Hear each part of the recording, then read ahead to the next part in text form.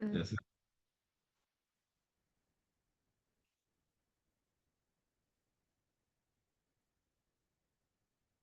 Good morning, everyone. Good morning, ma'am. Good morning. Let me introduce myself first. I'm Shahnaz Fareen, Assistant Professor, BBA Department. A very warm and a pleasant good morning to all the distinguished guests, respected convener, organizing secretary, and director GGSTC, Professor Dr. Priyadarshi Zarohar, sir. Our today's resource person, respected Srimati Dr. Neha Sharwate, Head Urban and Regional Planning IES Mumbai. Respected Dr. Somnath Mandal, Assistant Professor CE NIT Jamshedpur, and respected Professor M.S. Patil, Associate Professor Chemical Engineering, College of Engineering and Technology, Ukala, Maharashtra. Respected Coordinator Dr. Yasir Karim sir, respected Co-Coordinator Dr. Manojit Dey sir, respected Dean Dr. A.P. Verma sir, R.P. Verma sir, respected faculty member, researcher, and participant. It gives me a great pleasure to welcome you all to the third day of ISTE BNY Knowledge Enhancement Program 2026, an online faculty development program on environmental and geotechnical engineering, hydrogeology, waste management, and risk assessment. Yesterday's session provided us with a valuable insight and enriching discussion. And we are sure that today's session will further enhance our knowledge and understanding about the subject. Before we begin the program, now I would like to request Professor Apurva Sinha ma'am for Saraswati Vandana.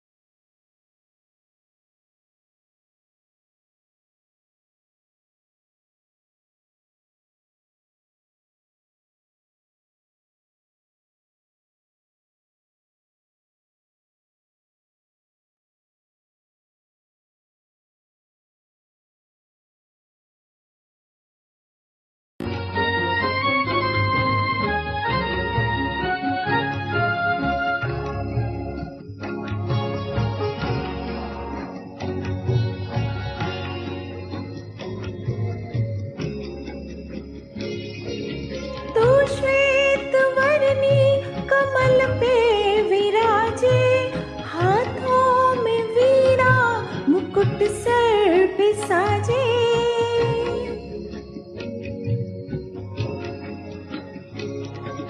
तू श्वेत वर्णी कमल पे विराजे, हाथों में वीणा मुकुट sir पे साजे। मन से हमारे मिटा दे अंधेरे, हमको उजालों का संसार देवा।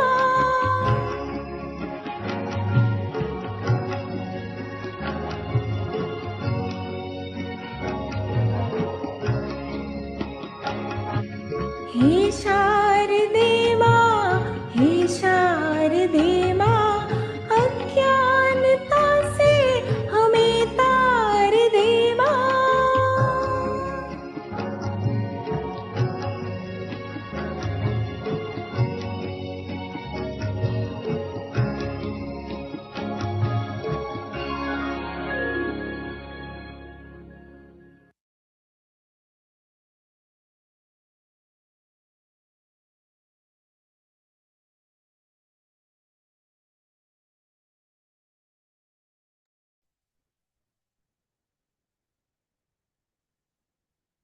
Now, it is my privilege to introduce our esteemed resource person for today's first session, Professor Dr. Neha Sarvati, Head Department of Urban and Regional Planning, India Education Society, Mumbai. Neha Sharvate is an architect, environmental and urban planning with 20 years of multi-locational professional experience, including 15 years of academic engagement in Gujarat. Prior to relocating to India, she worked as a planner and with private consulting firm and US government authorities, notably in the Department of City Planning, City of Pittsburgh, PA. She was selected to be the department and city representative in overseeing the city's greening strategy efforts. She was regularly called upon to assess public attitude and opinions and, in turn, translate them into a public policies. On her return to India, she has become engaged in awareness, advocacy, and alternative initiative for rivers, especially the Vishwamitra River in Vadodara, Sabarmati River in the Ahmedabad. Through advocacy efforts at the local and state government, she works closely with the officials of Vadodara Municipal Corporations and Gujarat Pollution Control Board. She has completed her PhD in environmental planning with a focus on governance and planning approaches toward river system. The title of her thesis is Barriers and Bridges through Environmental Approaches to Safeguard Ephemeral River System. Her academic activities focus on synthesizing the budding design professional towards the interrelationship between humans and natural resources, especially water system and ethical practices through the ecological planning and sustainable design, urban designs, lands use planning and transportation, public participation, experiential qualities and ethics and professional practices. She is on various committee, administrative authorities and code for the purpose of pollution mitigation in rivers and addressing solid waste management issues as a part of the recent Supreme Court order. With this, I would like to request our respected director, sir, to kindly welcome ma'am.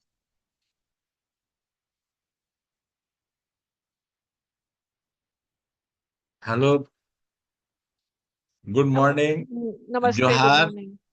Welcome, Madam Dr. Neha Sarvate. We are very pleased to uh, s- invite you in this program, and you have uh, anyway you have got our this uh, approval, and you have given the approval of this your presence. I'm very grateful for that. Madam, we have also one of the biggest problem in Jharkhand. You know that Jharkhand is a land of mines and minerals and forest. Here we have a Damodar Nadi, Damodar River, and it is similarly it is facing a big problems. One problem is that in the some of the area or you can say uh, the river has a is crossing from the coal area, coal belts, and its sand is also very valuable in this area. So what is happening that due to the illegal mining and other work uh, which is supposed to uh, destroy the river basement and catchment areas are being seen in all this part, and in particular and in general for all over India or abroad, your this topic or your this experience and knowledge will definitely help our participants. So thank you very much for joining us and sharing your experiences and knowledge. Thank you so much Have for a great. having me here today. Uh, can I start or Yes, ma'am. okay? I'd I'd like to thank for the opportunity to interact with the engineers. I normally interact with the architects and planners and the governance officials, but this is a great opportunity to interact with engineers because I know they come with a certain kind of mindsets. So I just want to apologize in the beginning if if I tend to offend any of you, because I feel that architects, engineers, and planners, we are the culprits that have caused the kind of ecological degradation that we are facing today, and the climate crisis along with the water crisis that we are facing today. So apologies, nothing personal. It's just our profession and the way we've been taught and the way we've been applying our knowledge on ground. So because you guys are all teachers over here, this is a humble request to we need to probably deviate from business as usual approach. And the time is now.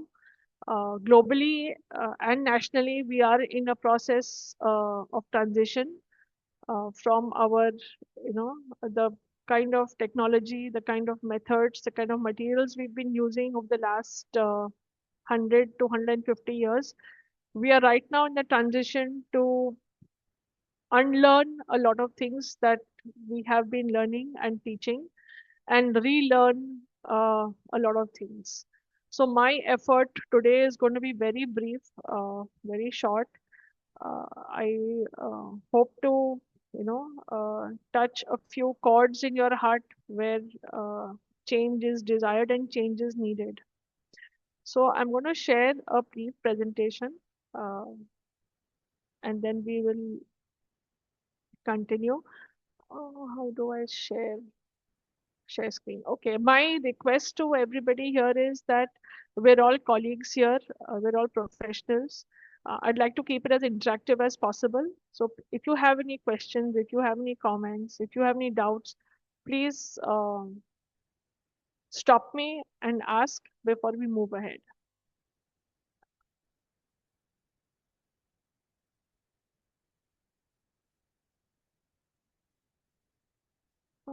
Is my screen visible to all?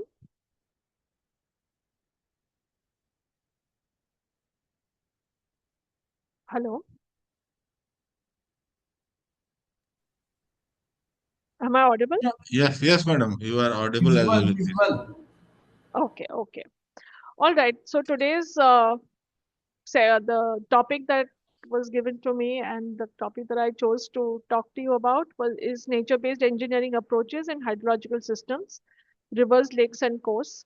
Though I will primarily be talking about rivers through case studies, the same approach, the same process applies to lakes and coastal ecosystems as well. So I just want to start with the whole perception of urban and rural. Uh, we're all engineers here, and we all, are also planners, and we contribute to the field of planning and the way we design our habitats, human habitats, and human settlements. So it begins with perception of what is urban and rural. What do we call? How do we define development versus how do we define environment? The first snapshot that comes in our mind of development or urban is a cityscape that has a lot of infrastructure. It's automobile driven, technology driven. And when we look at a rural kind of image, uh, this is the kind of image that comes up, a small house, you have a river, you have trees, you have birds, and it's, a natural setting. So understanding the differences and technologically, how do we understand rural, peri-urban, urban? Because our entire interventions with respect to um, infrastructure, services, utilities, transportation, all of that is governed by our mindset and our definitions that are legislations and guides put forward to us. So urban is, high population, high density. Majority of the working population is non-agricultural. Uh, our definitions stress on male, and I think this is where we need to change or revisit our definitions also, because we don't have only male working population. Our population is, primarily female as well. So when we talk about male versus female, there's also a gender issue that comes in when we are taking our decisions. And that is the key starting point. So having said that, we have different definitions and how our approaches towards each of these geographical contexts vary sometimes or should vary, but we don't. We apply a one-stop shop kind of an approach to all context and all ecosystem contexts. So the current practices that we are talking about is we're always talking about urbanization, that is converting to urban, and we equate that, or we tend to equate that with construction. So our understanding of development is equivalent to construction. The more construction that we do, the more urbanized we are, the more developed we are, and the more modern or globally acceptable we are. That is the current mindset and attitudes of our uh, governance system right now, and our practitioners as well, largely. And that is where academia needs to step in and question these kind of definitions that have been laid out before us, and where is it that we want to take our human habitats towards. So we are talking about piping of water. We are talking about sewage treatment plants, even in rural areas, in villages. We call them smart villages. We are talking about uh, taming hydrological systems, whether it is rivers, ponds, wetlands, coastal areas, even our aquifers, because we depend a lot on our groundwater resources, aquifers for water consumption. So this is an important aspect and element, because this is the starting point, the first step which will determine the direction that we take. So having said that, our current attitude and approach is very anthropocentric. That is for human consumption. We are living in a cement and steel culture.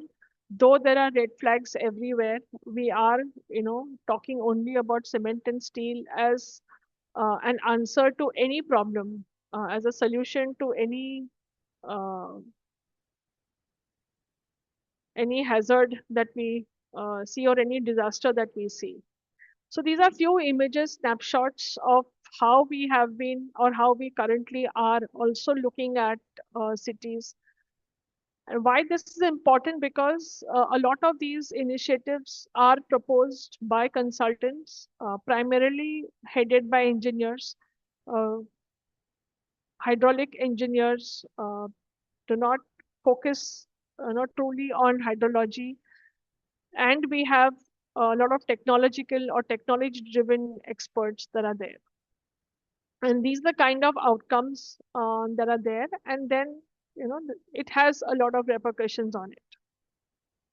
We also focus on linear infrastructure projects, whether it is highways, expressways, bullet train, high speed rails, uh, gas conveyance lines, electricity conveyance lines, and all this kind of development processes is leading to a lot of homogenization, which is reducing the diversity of all kinds, ecological diversity, social, economic, and cultural diversity, because we are trying to now apply the same model in all kinds of ecosystems and in all kinds of geopolitical, cultural contexts.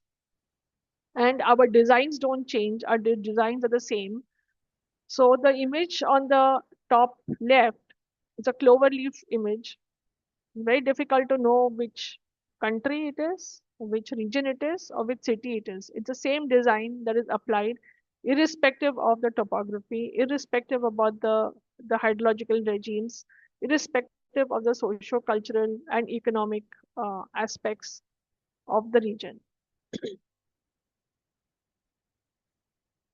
We also have interventions with that mindset. When we are intervening in water or aquatic systems, the image on the left is a natural wetland, but we feel that this is like, it's not visually appealing, creates a lot of mosquitoes.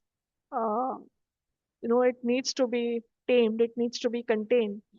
And then we have these kind of interventions, engineering or hard engineering interventions, where we try to create a boundary to these aquatic systems, and then we create more problems in terms of eutrophication, in terms of reduced groundwater, in terms of reduced infiltration.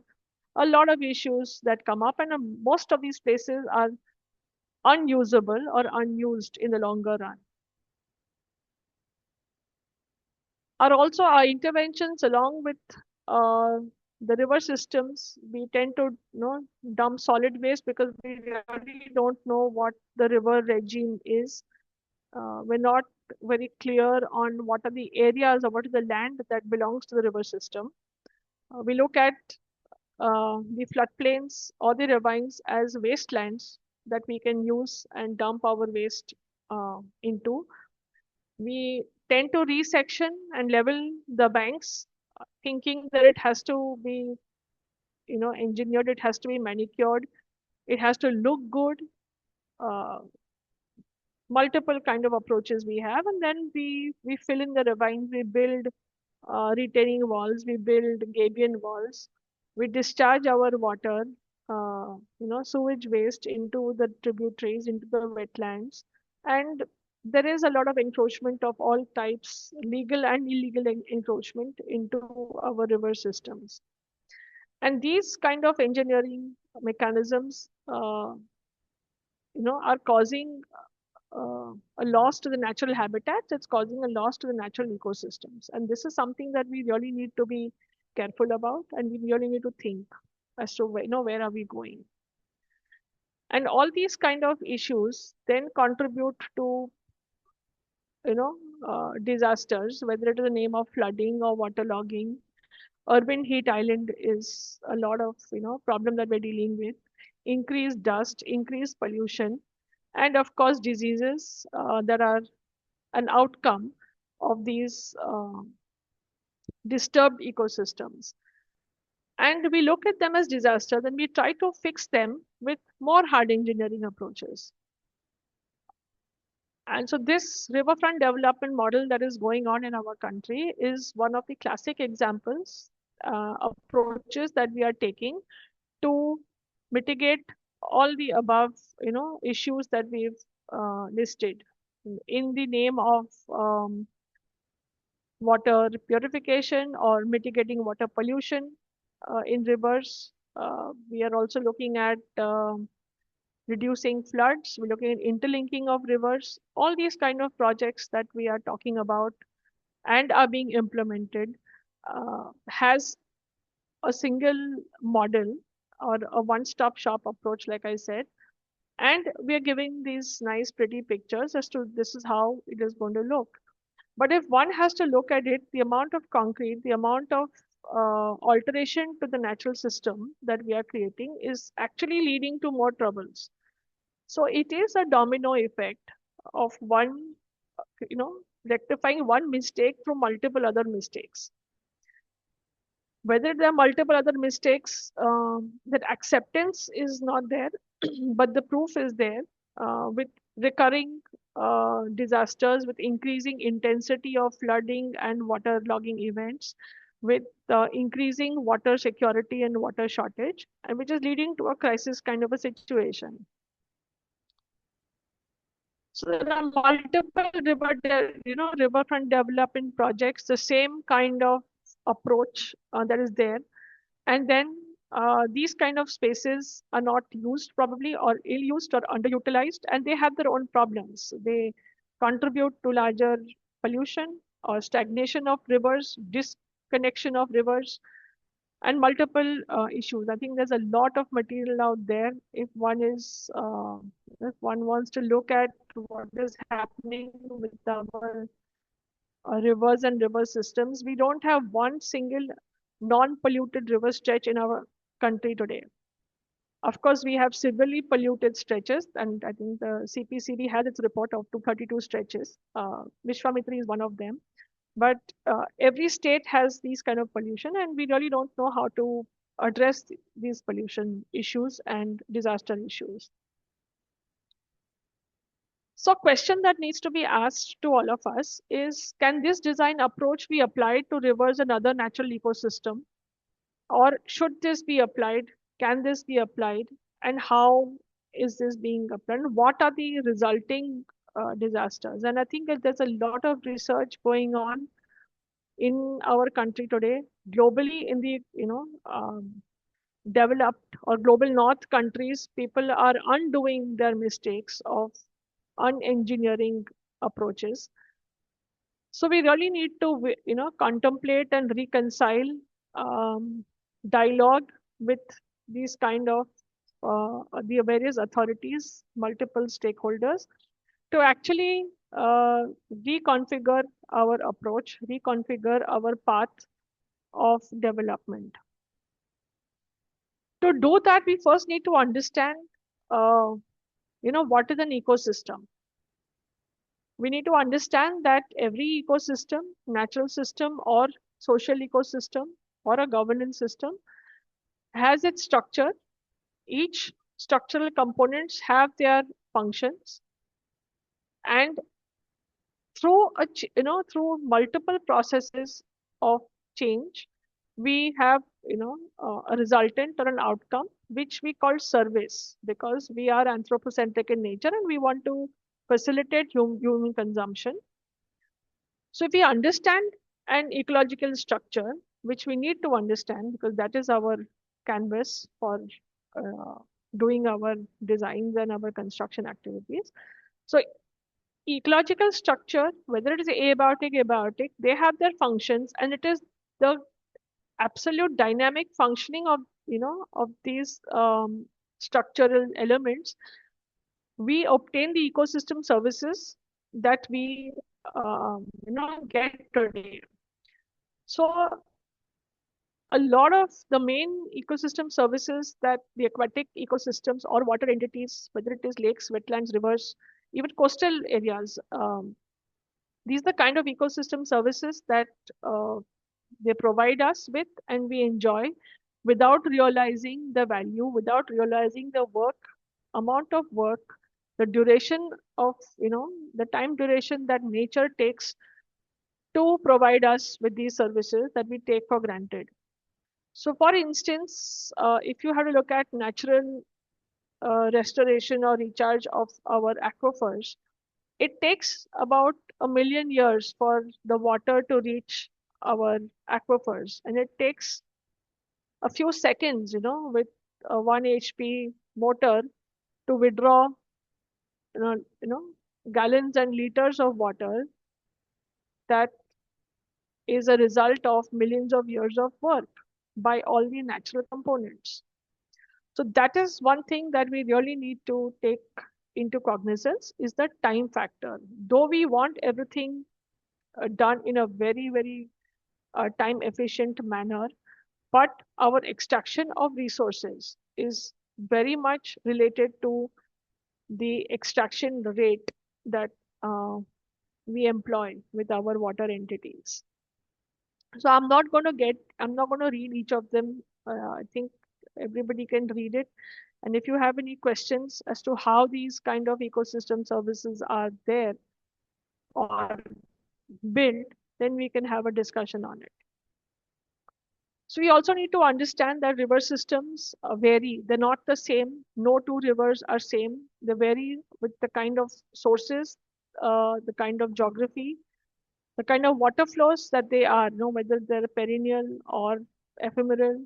The scale of the river is also very important, and the classification as per the various classification systems that we have. So a permutation combination of each of this is what gives each river the unique identity that she has today. And in general, a river system is not just water that flows between two banks. It's not a canal. It is a system. It has her own family, and riparian edges, oxbows, ponds, rivulets, tributaries, meanders, ravines, and associated wetlands, they are all a part of the river system. And that, the entire watershed is a river system. So every piece of land, every inch of land that falls within the watershed contributes to the health of the river and vice versa.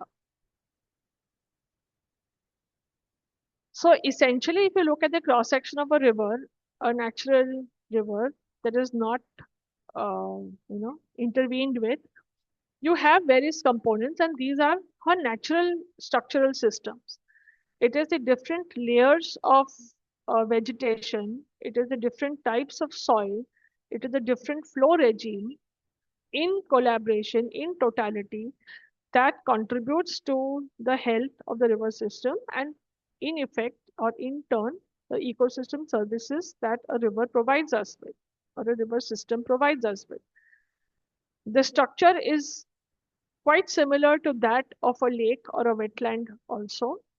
Coastal areas, you have a different kind of an edge. You have mudflats or you have mangroves, but even they have their uh, abiotic and biotic structures, which prevent um, the flooding and the salinity ingress in the coastal areas and coastal cities.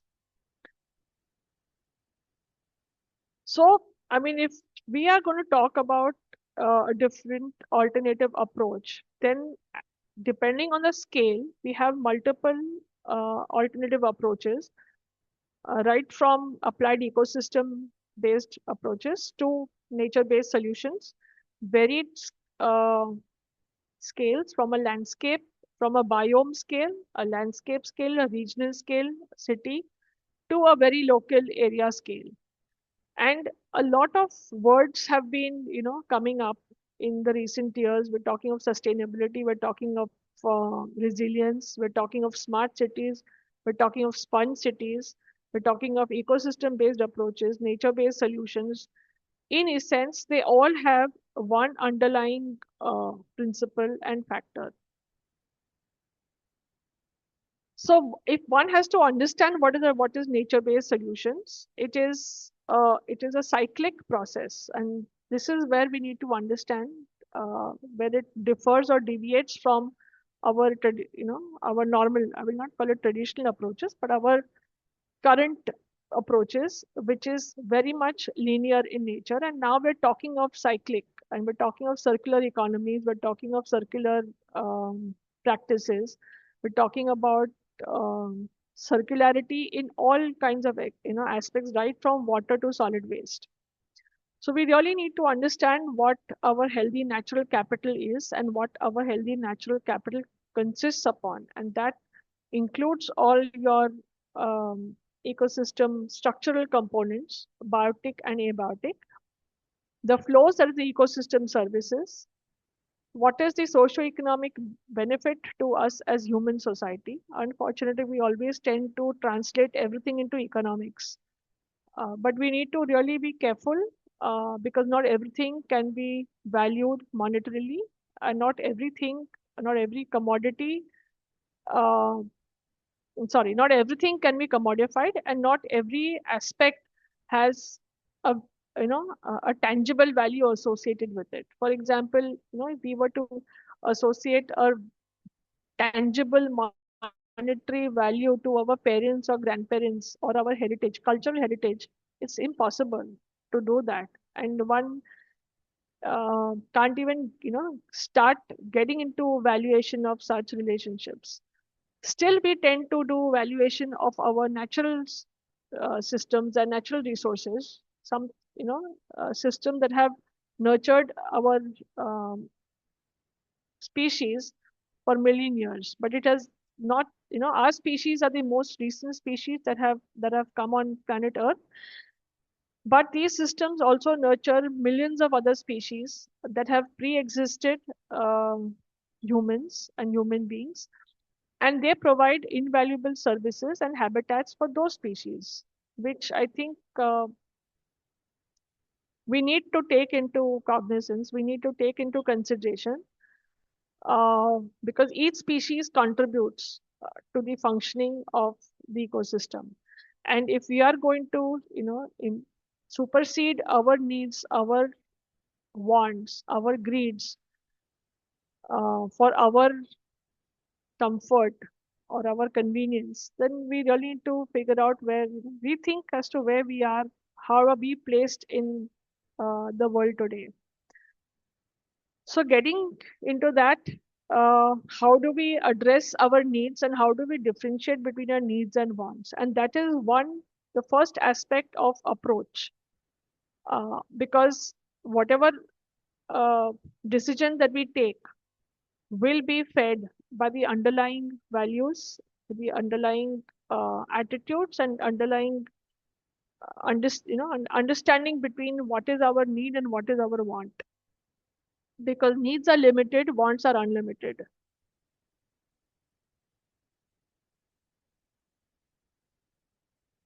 So, nature-based solutions or ecosystem-based approaches has one underlying principle, that is work with the natural processes. The word processes is very important. So, if we are looking at the entire the holistic way of nature-based solutions, before we reach the tangible materials and technology of of employability for a particular purpose, we need to understand that approach. These natural processes have a lot of bandwidth. So of course our approach is important. Like I said earlier, team is very important. If you have a you will need to have a multidisciplinary team beyond architects, engineers, planners. You will need to integrate botanists, zoologists, microbiologists, ecologists, hydrologists, soil scientists. We need to have that team. We need to have scientific data that needs to be scientifically analyzed. And the process also needs to be inclusive. By inclusive, I'm talking about participatory processes. I'm talking about including all kind of stakeholders in taking decisions for projects. They could be from government authorities, officials, to your indigenous knowledge or local expertise. It's very important because we are technocrats and we believe that we know all the solutions.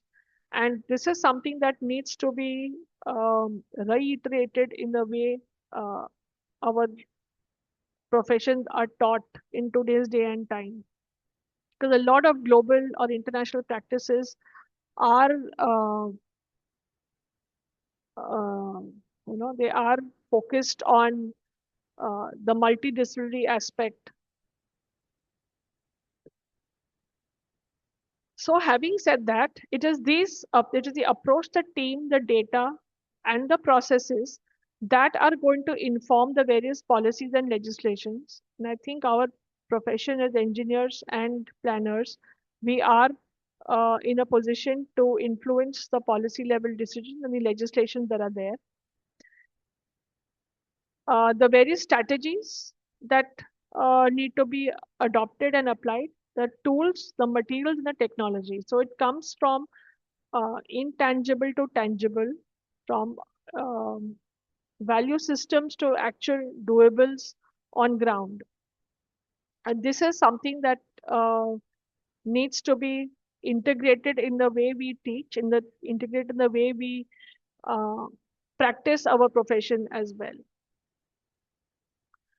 So we need to understand, coming to the nitty-gritty of it, if we are, right from planning stage, if we take into consideration the various natural systems, then our delineation, our orientation, our, location of these kind of interventions will play an important role. So coming back, to um, where these can be applied, and the purposes are uh, with respect to the hydrological system, we normally apply alternative approaches for soil or bank stabilization, whether it is rivers, whether it is ponds, whether it is lakes, or even coastal areas. You need stabilization. You need to have, mechanisms to understand to protect the human habitat, especially in coastal cities. Water harvesting is one that we use a lot of engineering approaches, and of course water treatment. The factors that need to be taken into account, we do take into account all these, the soil and the hydrological regimes, but we also need to take uh, into account flora and fauna, because they are the natural engineers that we have. All kinds of floral species, from ground covers to grasses to shrubs to trees, they have their contribution through their functioning towards the ecosystem services and towards each of the purposes that have been, listed here, whether it is soil or bank stabilization, water harvesting, or water treatment. Flora and fauna plays a very, very important role, because they are the natural engineers and we need to learn from them. So this is just a section, a regular section of a river, or it could be a lake as well. And how can we use nature-based solutions, and what kind of aspects? So for different kind of uh, purposes, there are different kind of kinds of interventions. So whether it's a steep slope or a gentle slope, our intervention will vary. Whether you want to use, a um, coir logs or cocoa logs, as we call them, not to prevent scouring at the toe levels. And these are scientifically designed. We do have Coir Board of India. We do have engineers there also, who actually try and do, try no, they for sure they do all these calculations, all the technical, mechanical calculations, and design the size of the coir, the cocoa logs or the rolls, the matting that is there on the left hand side. If you see protection of the river bank, this has been, there is a matting, a coir matting, the spacing, the kind of, the texture, the strength, all of this is designed and it is determined to be applied to very unique bank situations. So there are a lot of mechanisms, multiple ways of integrating. You have these blocks which are structurally sound. You have coir logs, you have coir mats. You also have, if you see the right hand side, if you see my cursor, you also have these kind of, uh, woody debris, as we call it, that will add to the stability of the system. And they're all natural materials.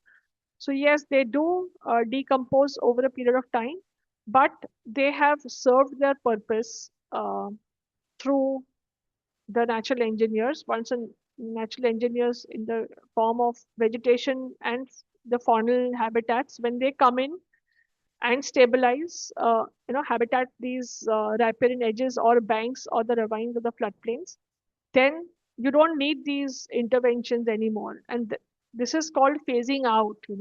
We uh, you hand over the function from one to the other to take it forward into, from a juvenile system to a very matured system. Another application is geotextile bags. You can have uh, different kind of geotextile material. Some of it is permeable, some of it is impermeable. Depends on the kind of context you are applying it to. Some of them are jute bags filled with sand, compacted sand, compacted earth, which creates these kind of similar to gabion. Instead of using stone, you can use these, and they do allow the passing of water, the interaction between soil and water, and that is what keeps the river or the lake alive, because it is a living system. So you can do a combination of geotextile bags and coir. Different materials can be used in combination of each other, and some of the materials have a scientific calculation backing behind it. Some materials don't, and that is where you need to rely on your indigenous knowledge, your local knowledge that has been built culturally over hundreds of years. yes, as academia, we can, try to convert that into our current day scientific calculations, and that is an opportunity or an area of improvement where, you know, we need to focus our attention to also. So these are the various applications that are there, and some of it we have applied in Vadodara as well, which I'm going to show you how we have done it and what kind of lessons we have learned from there also. So if you use natural materials to address natural systems, then it is a seamless transition and you're not introducing an alien material or an alien member into the ecosystem.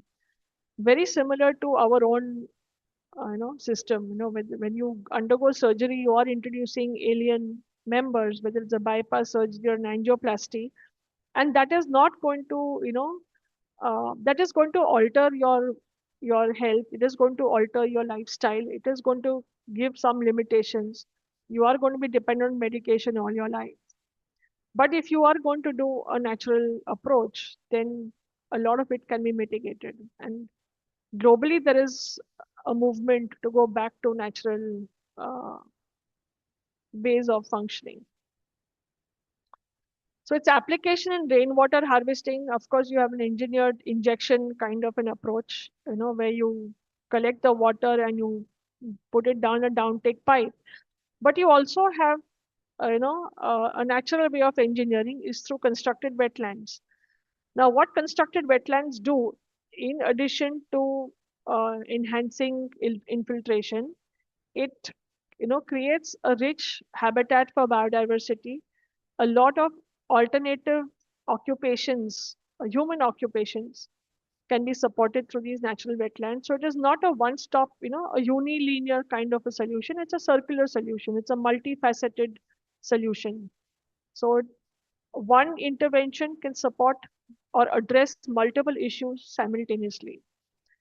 These also provide recreational areas for kids, habitats for various activities, fishing or water purification can happen simultaneously, and you don't need to engage with a lot of energy. This doesn't require any mechanical energy for its functioning.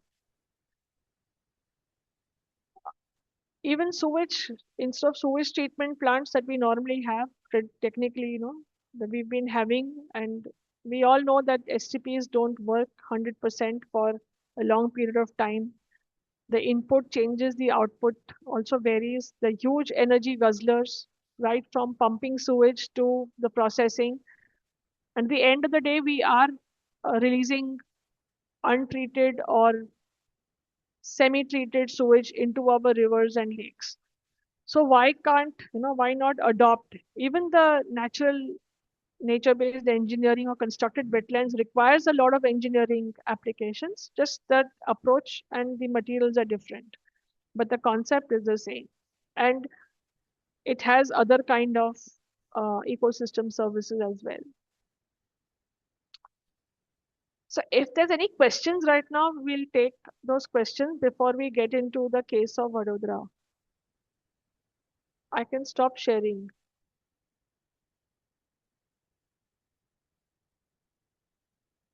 Hello,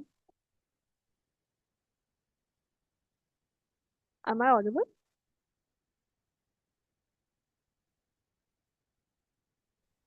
Yes, ma'am. Okay. Any questions anybody has? No. Okay. Okay. So talking of the case of Vadodara, we have a small ephemeral river. It's not a small, it's a young river. Ma'am, one questions we have. Yeah, sure.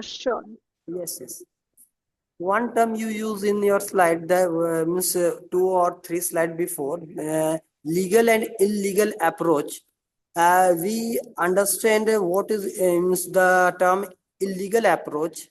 Encroachment is what I meant. Yes. And what is legal encroachment? Okay. Thank you for asking this question. Very important. So illegal encroachments are, things which have not been permitted or which have not been, included as part of our bylaws or our development plans.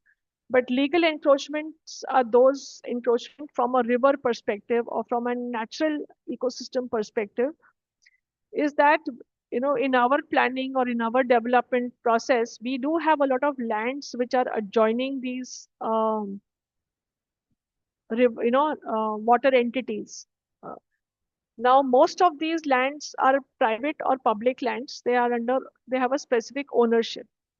But because our rivers and lakes are not mapped scientifically, their delineation is not updated because we are still following the land records from the British times.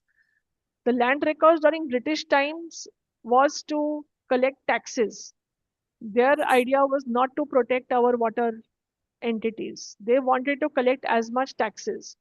So when you have, land parcels which are there uh, along the rivers, people used to farm on it traditionally. Now, because of urbanization, those land parcels have become part of urban areas. But because we have not delineated our active floodplains or a 25-year, 50-year, 100-year floodplains, those land parcels are subject to or follow the development bylaws that we have today, Okay. and they have construction permits. So those kind of buildings or those kind of developments which have come about, they're legally right according to the human system. And Okay. but from a river Okay. perspective, they're illegal. So that is why illegal and legal encroachments. There's still encroachments in the riverine areas or the lake areas. Or ma'am, one thing is one thing I want to ask you. Sure. Uh, Planning along river bed or along the river front line is also a type of legal encroachment. Yes, very much. Very much. Because we have not delineated the floodplains. I'm going to come to that right now through this case. Okay. Any other questions? This was a very good question.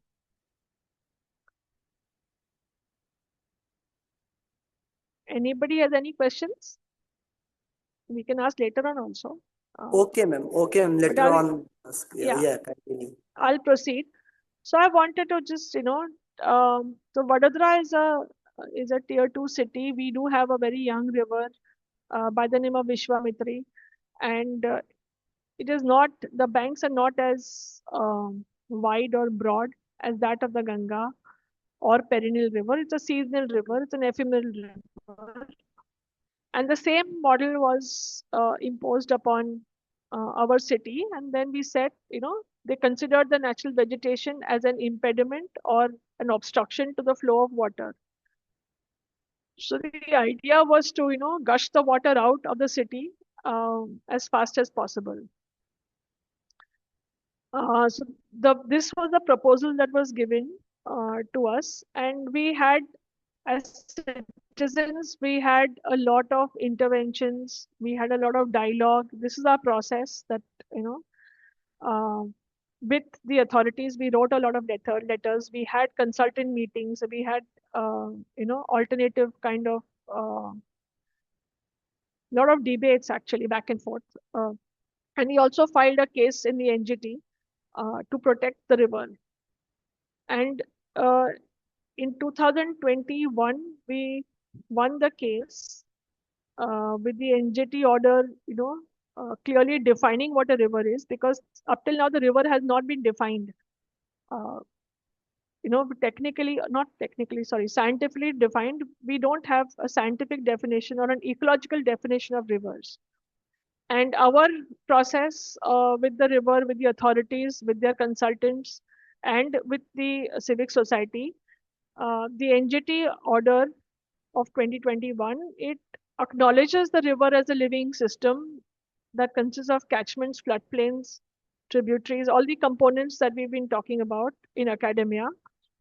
And it also acknowledges that it has its own floodplain. And the soil vegetation is a natural mechanism, and they contribute to it, you know, uh, to effectively function as a river system. So this order is there in the public domain. I'm just giving you snapshots of the river, of the order, where the river actually, the entity or the court case or the judiciary actually has now said that this is the river. You have to, for any planning or any intervention that you do in the riverine area, you have to take into cognizance this definition. And every city, every region, and every watershed should demarcate its floodplain and have an action plan to protect it, to maintain the minimum environmental flow. And it also tells us that sewage treatment and waste management also should be included in the action plan. Now one needs to mm, this order also says, if you read it properly, it tells that you need to remove all unauthorized structures, and that is why that this question of legal illegal is important. We did not use, because we argued the case, we did not use the word legal or illegal encroachments. We used the word unauthorized. So unauthorized from the perspective of the river.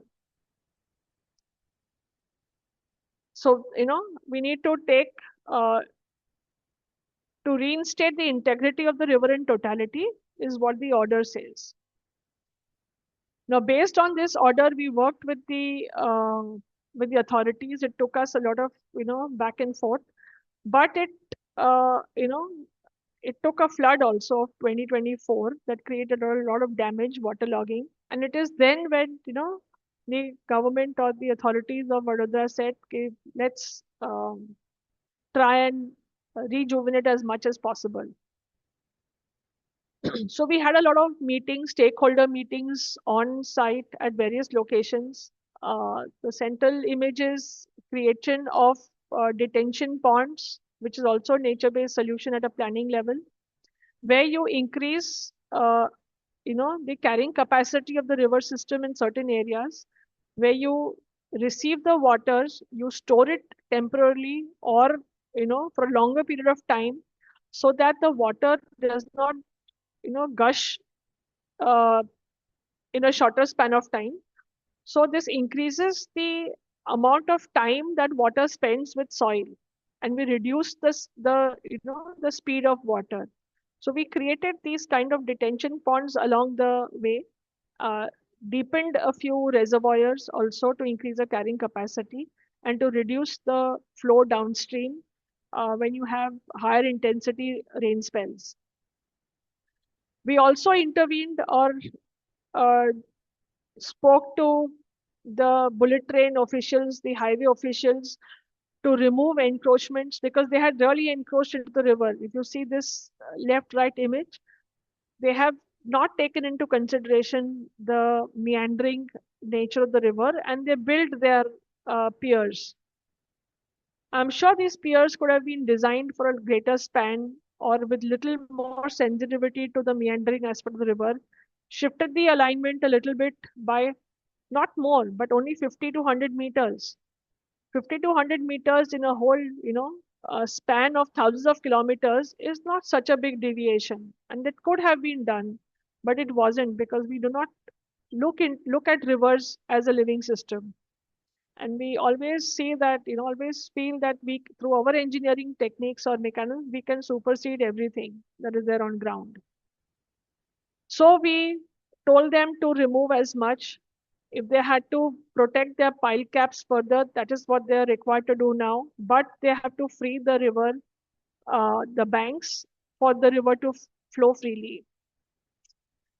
If you look at this image also, we try to reinstate the natural connections, waterways into the river, which were blocked by solid waste dumping or CND waste dumping. And on the right image, if you see this small mound, this is where the river was encroached upon up to initially, and we've pushed back its banks to its current place. And this sort of island was kept intact because it is a crocodile den and we do not want to disturb its habitat. So we left it as it is. And we also did coir applications, which also, of course, increased employment opportunities to the construction workers, an alternative construction activity. So we had this kind of, desiltation and removal of, widening the banks, giving the river its land back. And on the opposite bank, where it was a little, steep, we experimented with this coir application with the possibility of leaving these small waterways, for the water to flow into the river.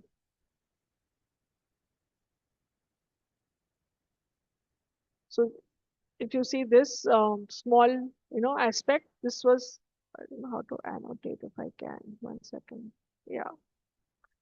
So this was a small, um, waterway through a campus, and we kept that over here, the potentiality for it to flow into the river wherever possible. And we tried to reconnect these kind of small waterways and rivulets into the river.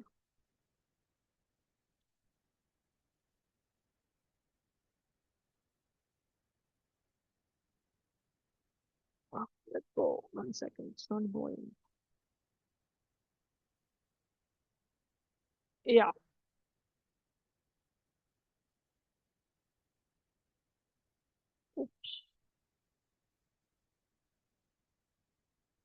Okay, I don't know how to get rid of these arrows right now, but okay, so this is the kind of, regraded the slopes, made them more gentler, removed the debris that was there, the waste that had been dumped over the years.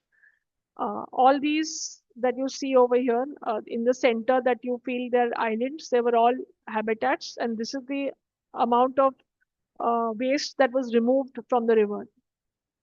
And all this, then we had coir matting and the vetiver grass was planted.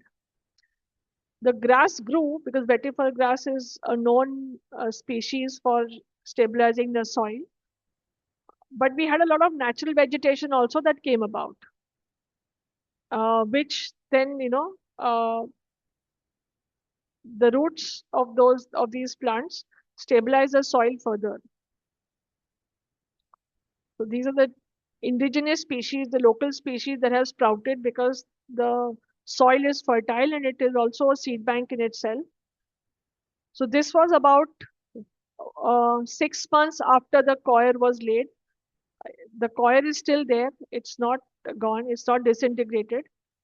And a thin layer of soil has come up due to, post-monsoon activity, siltation.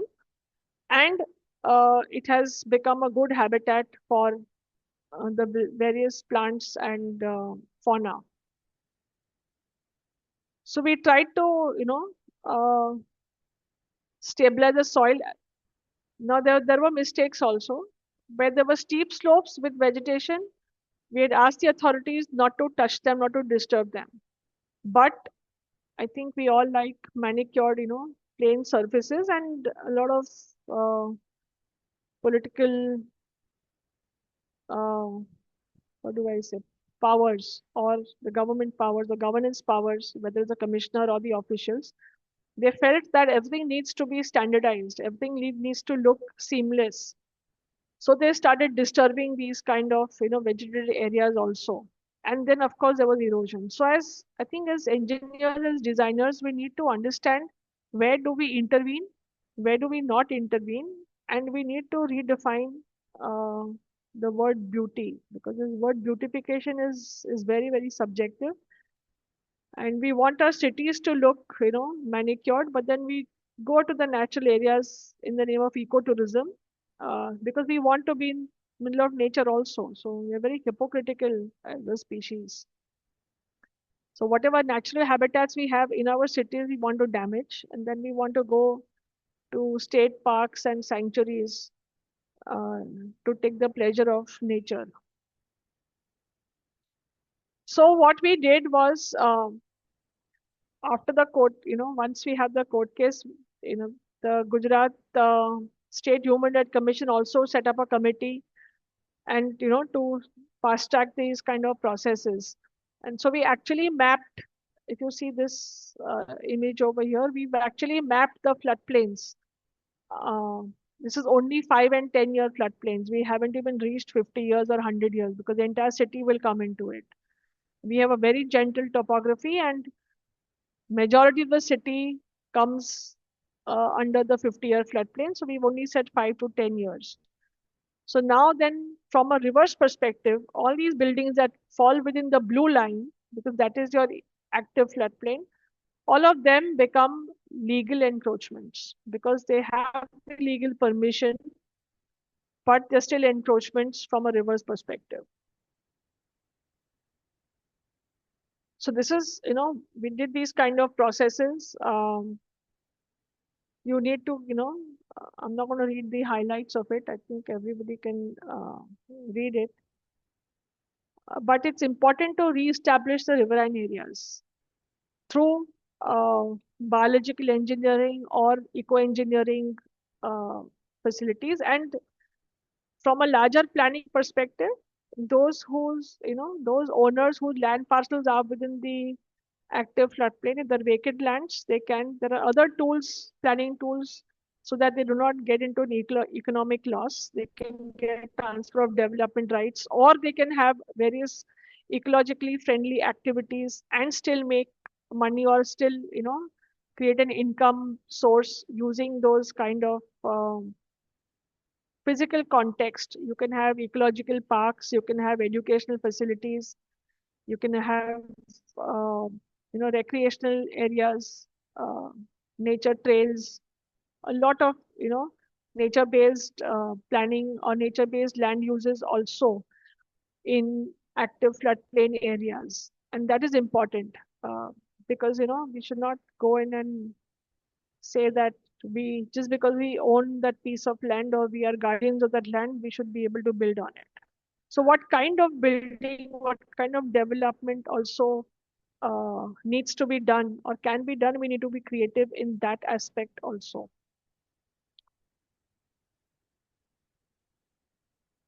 So still there are barriers to river rejuvenation activities, because there is a lack of understanding of river as a system, not just in civic society, but also in the decision-making authorities and the consultants and academia as well, different streams of academia.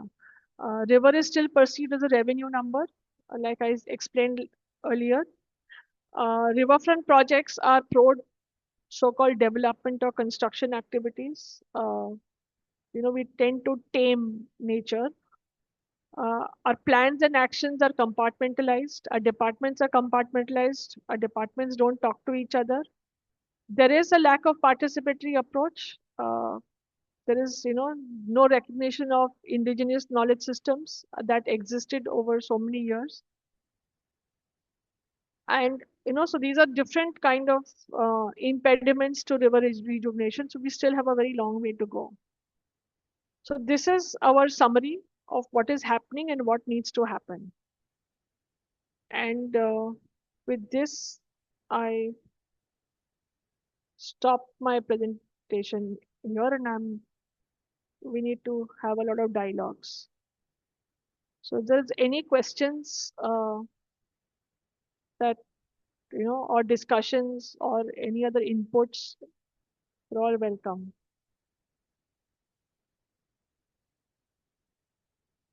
I'll turn my camera on so you can see me and I can see you.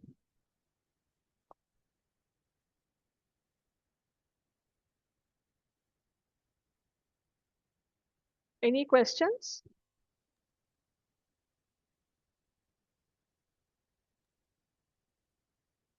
No question, ma'am. Thank you.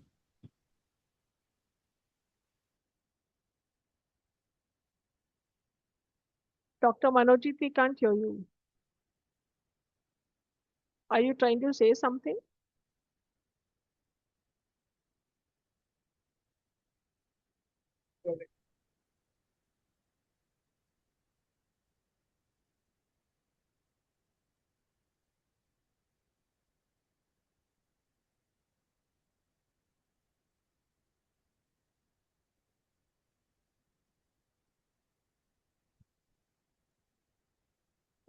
Did you have a question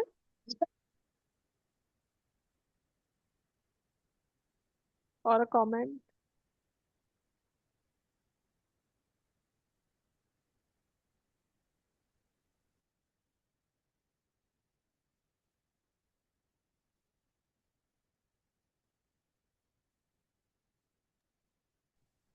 Anybody else has any questions or comments? I'd really like to make it interactive.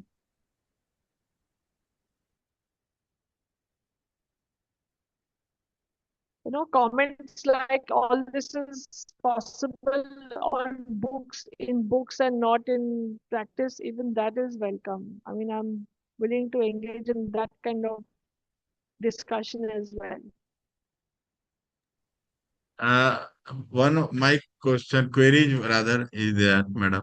Particularly, we are concerned with this Damodar Sure. river.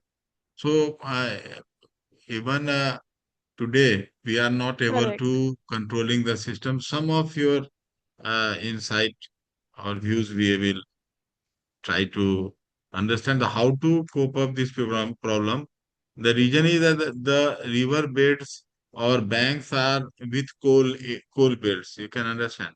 So people are illegally mining, and what is happening? Correct. There the whales type structure have been whales are formed. Many deep whales are formed in river banks, and many times accidents are also occurring.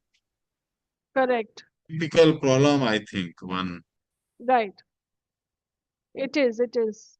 Actually, wherever there is sand mining, or in your case, coal mining, you have these kind of pits, deep pits, which are formed. And once, in during the monsoon, when you have water, it creates a kind of a whirlpool effect, and a lot of drowning cases happen. Uh, Boats capsize, and a lot of people drown in those mechanism. Because we want to engage with the river at some point. So, our my experience and our experience in Vadodara has been to constantly engage with the authorities. Awareness is very important, uh, and constant engagement with the authorities and the consultants is also important. So it is the locals, or there are few concerned. There are a lot of NGOs who, I will not say NGOs, let me say civic society organizations, who engage and who work for the betterment, or safeguarding of these riverine systems, or even lakes and wetlands for that matter. And the more research that happens in academia also plays a very important role in influencing these decision makings, because they highlight the issues that are coming, and they quantify the issues to a large extent, whether it is qualitatively or quantitatively. It is out there in black and white. And then when such research papers, or when such material is used as an advocacy tool, then the impact is higher. So I think and that is what has helped us in Vadodara. We fought with and we argued with facts and figures. uh, it was difficult for anybody, even the consultants, to negate. And at some point, the government also realized, and the riverfront development project was withdrawn.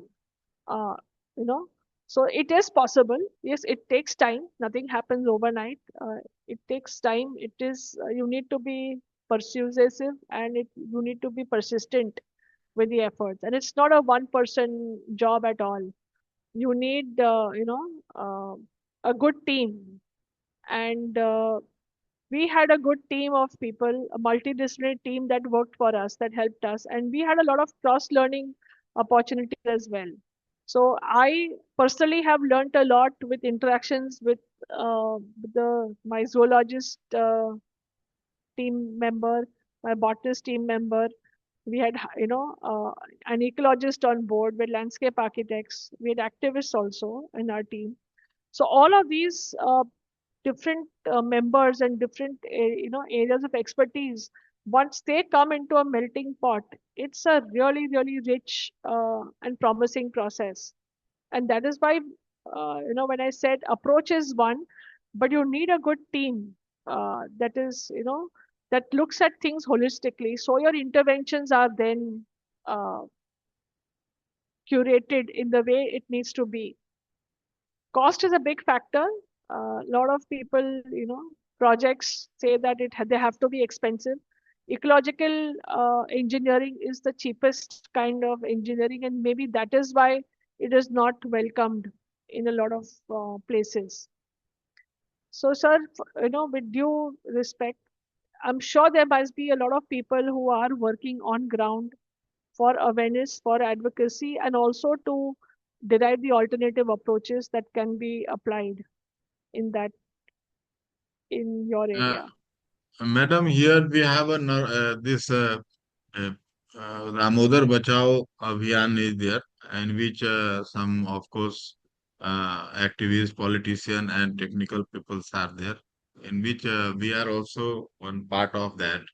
And but after seeing or participating in your this presentation, we understood and learned many of these things which we are able to follow, because ultimately we have to give some alternatives to the people also, and Correct. things which we have seen in your this uh, extremely informative PPT, particularly very innovative. In that, we understood that uh, there is a naturally also there are certain provisions like geotextile bags and other things. If we are able to fill at least those gap and Correct. other aspects, so I think it will be better. Yes, yes. And there's a lot of scope. Yes, madam. Now I will hand over to Professor.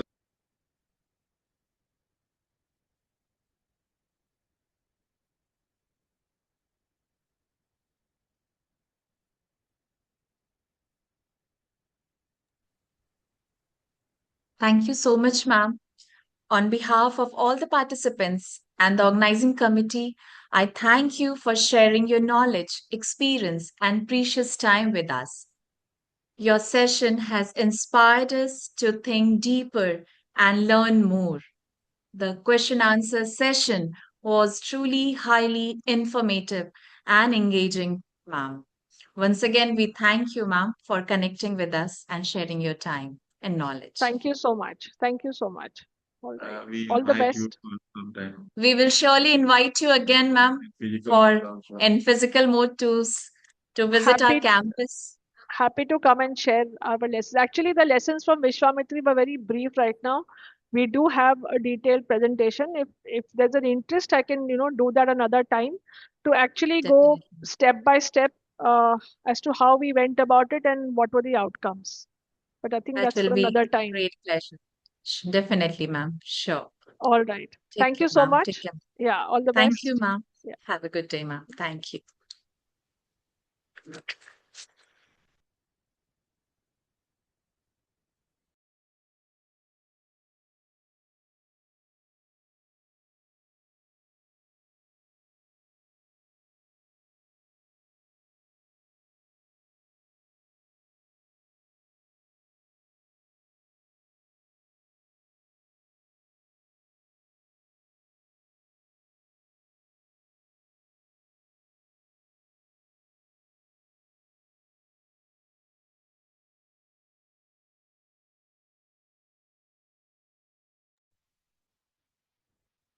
Now, moving towards our next session of the day, it is distinct privilege to introduce our distinguished resource person for this session, respected Dr. Somnath Mandal, sir, who will guide us through a highly contemporary and vital domain, sustainable geotechniques, a paradigm shift towards climate resilience and circular design.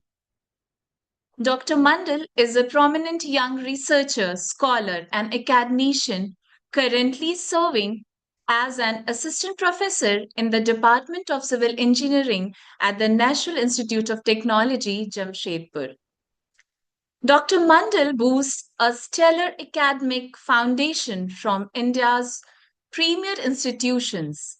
He completed his graduation in civil engineering and earned his master's degree in geotechnical engineering from the prestigious Bengal Engineering and Science University, Shivpur. He then went on to pursue his doctoral studies at the Indian Institute of Technology, Mumbai, where he obtained his PhD with a core specialization in environmental geotechniques. His research caliber has also earned his notable global exposure. During his doctoral tenure, he was awarded prestigious research grants from the European Commission to conduct advanced collaborative research at Paris Tech, France. If we talk about his area of expertise and research contributions, Dr. Mandal is a strong advocate for circular economy principles in heavy civil infrastructure. His extensive research deeply explores the innovative utilization of massive industrial byproducts such as a bauxite residue, phosphogypsum, and fly ash, repurposing them for pavement, subgrade, and sustainable concrete applications to eliminate industrial landfill footprints. He holds deep domain expertise in the thermal categorization of geomaterial and the design to thermoactive geostructures. He worked in shallow ground geothermal energy system explores sustainable solution for space conditioning while analyzing thermo hydromechanical behavior of clays. His core research actively addresses how climate introduce moisture, migration, and changing thermal cycle affect the structural integrity of foundation, offering structural engineering solutions designed to withstand shifting environmental stresses. Given his extensive specialization, specialized research directly focused on geo-environmental waste, recycling, and energy geotechniques.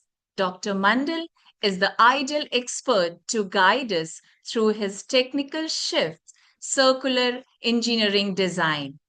Everybody, please join me in extending a warm welcome to Dr. Somnath Mandal, sir. We welcome you, sir. And our respected director, sir, would like to also welcome you, sir. I'm handing over the slide to sir.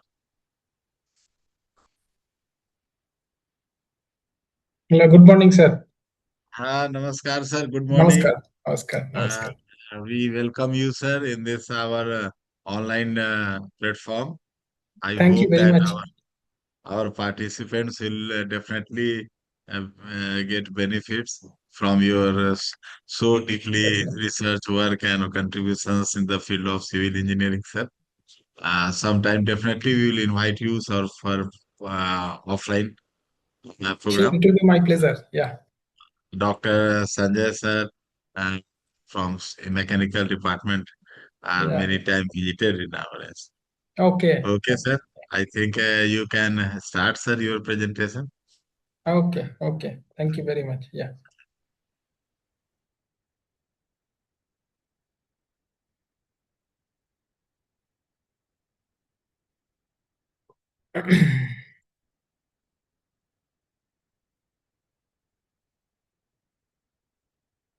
Is my skin visible to all of you? Yes, sir. Yes, sir. Yes, visible. Okay. So first of all, I'd like to formally thank Professor Resma for giving such a nice introduction. And at the same time, I'd like to thank the organizing team at GGACSTC Bokoro for arranging such a contemporary topic as the faculty development program and inviting me as one of the resource person for this faculty development program.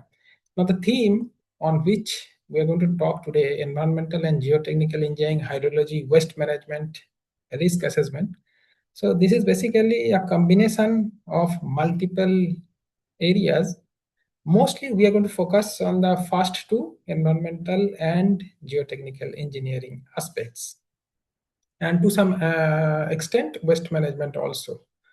Now the topic which I have kept when I was asked to give a topic, I thought of, since last month only, we have inaugurated our state-of-the-art research laboratory, that is Sustainable Geotechnics Lab at NIT Jamshedpur.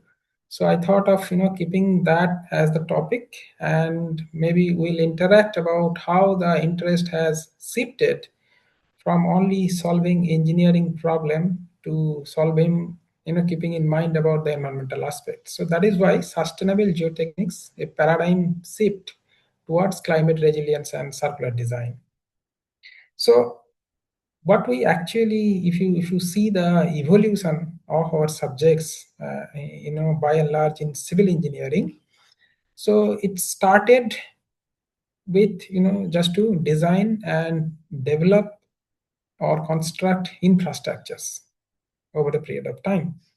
But then right now there are two things which has become very, very relevant. One is climate change, another one is circular design or circular economy.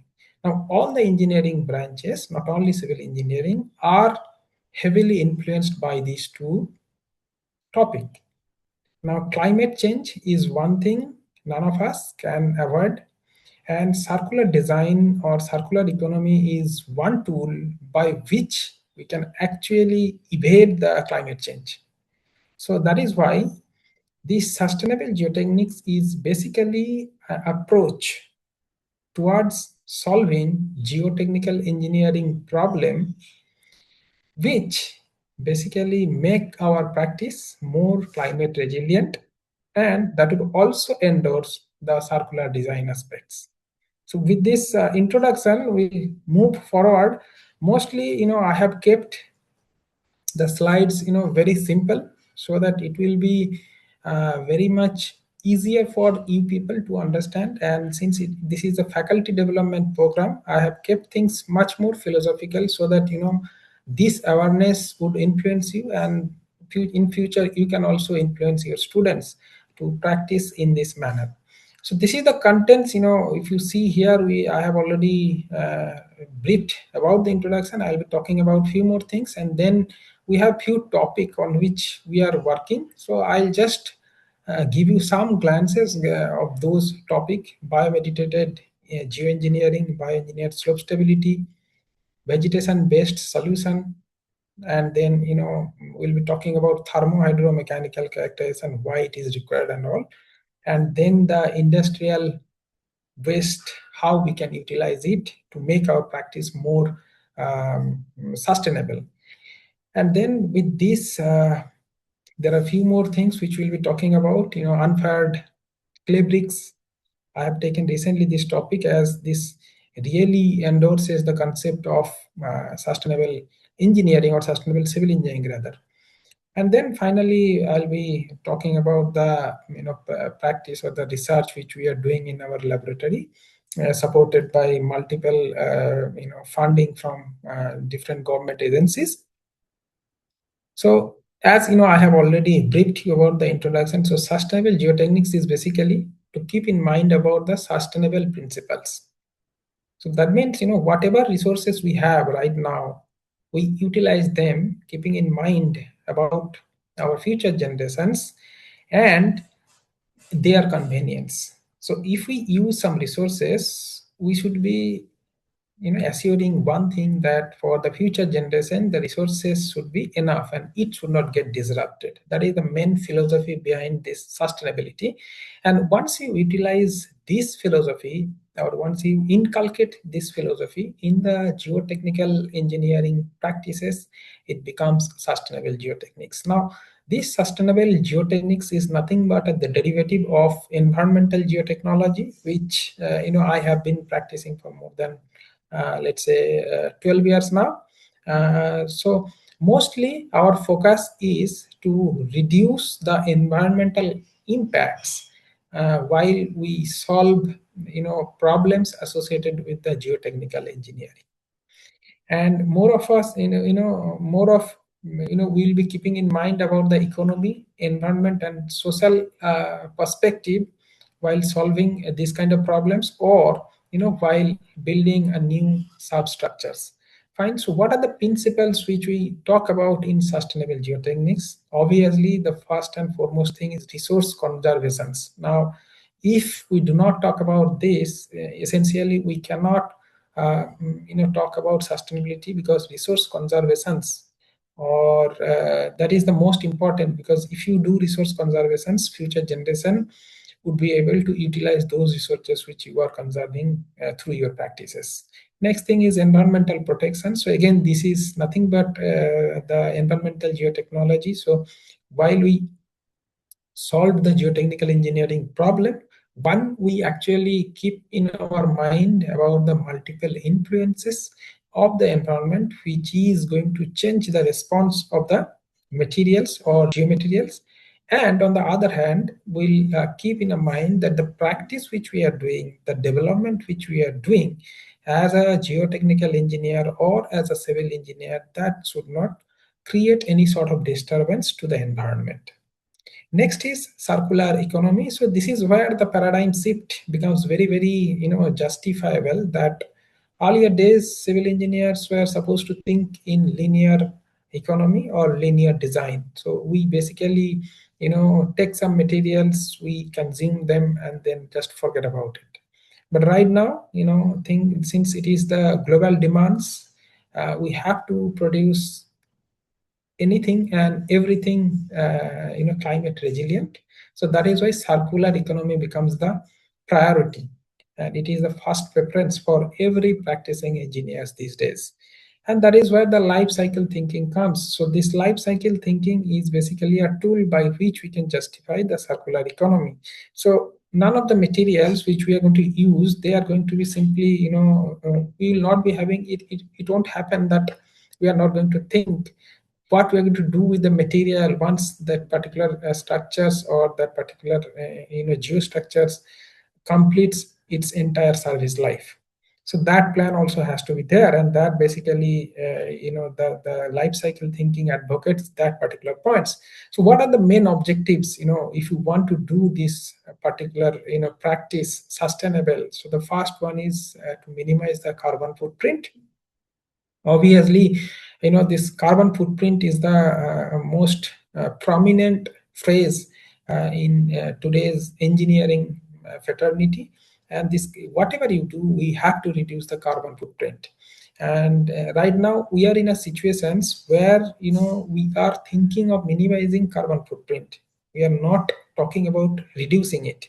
So now the graph is actually increasing, and it's an exponential increasing order, which over a period of time, by taking both of minimizing carbon footprint, we can actually make it asymptotic. And once it is asymptotic, then again we'll have to think of reduce it down and just to heal the mother earth. So this is our first objective. Second is promote a resource efficiency. So obviously that I have said that since we are shifting from linear economy to circular economy, so the resource efficiency has to be kept in the mind every time and all the time when you use some material, and what will be the life cycle of that particular material. Next is enhance long-term use and performance. So that basically talks about durability. So on the one hand, we are going to talk about sustainability aspects without really compromising on the durability aspects. So this is where main challenges and most of the research component lies. And then comes the protect the natural ecosystems and communities.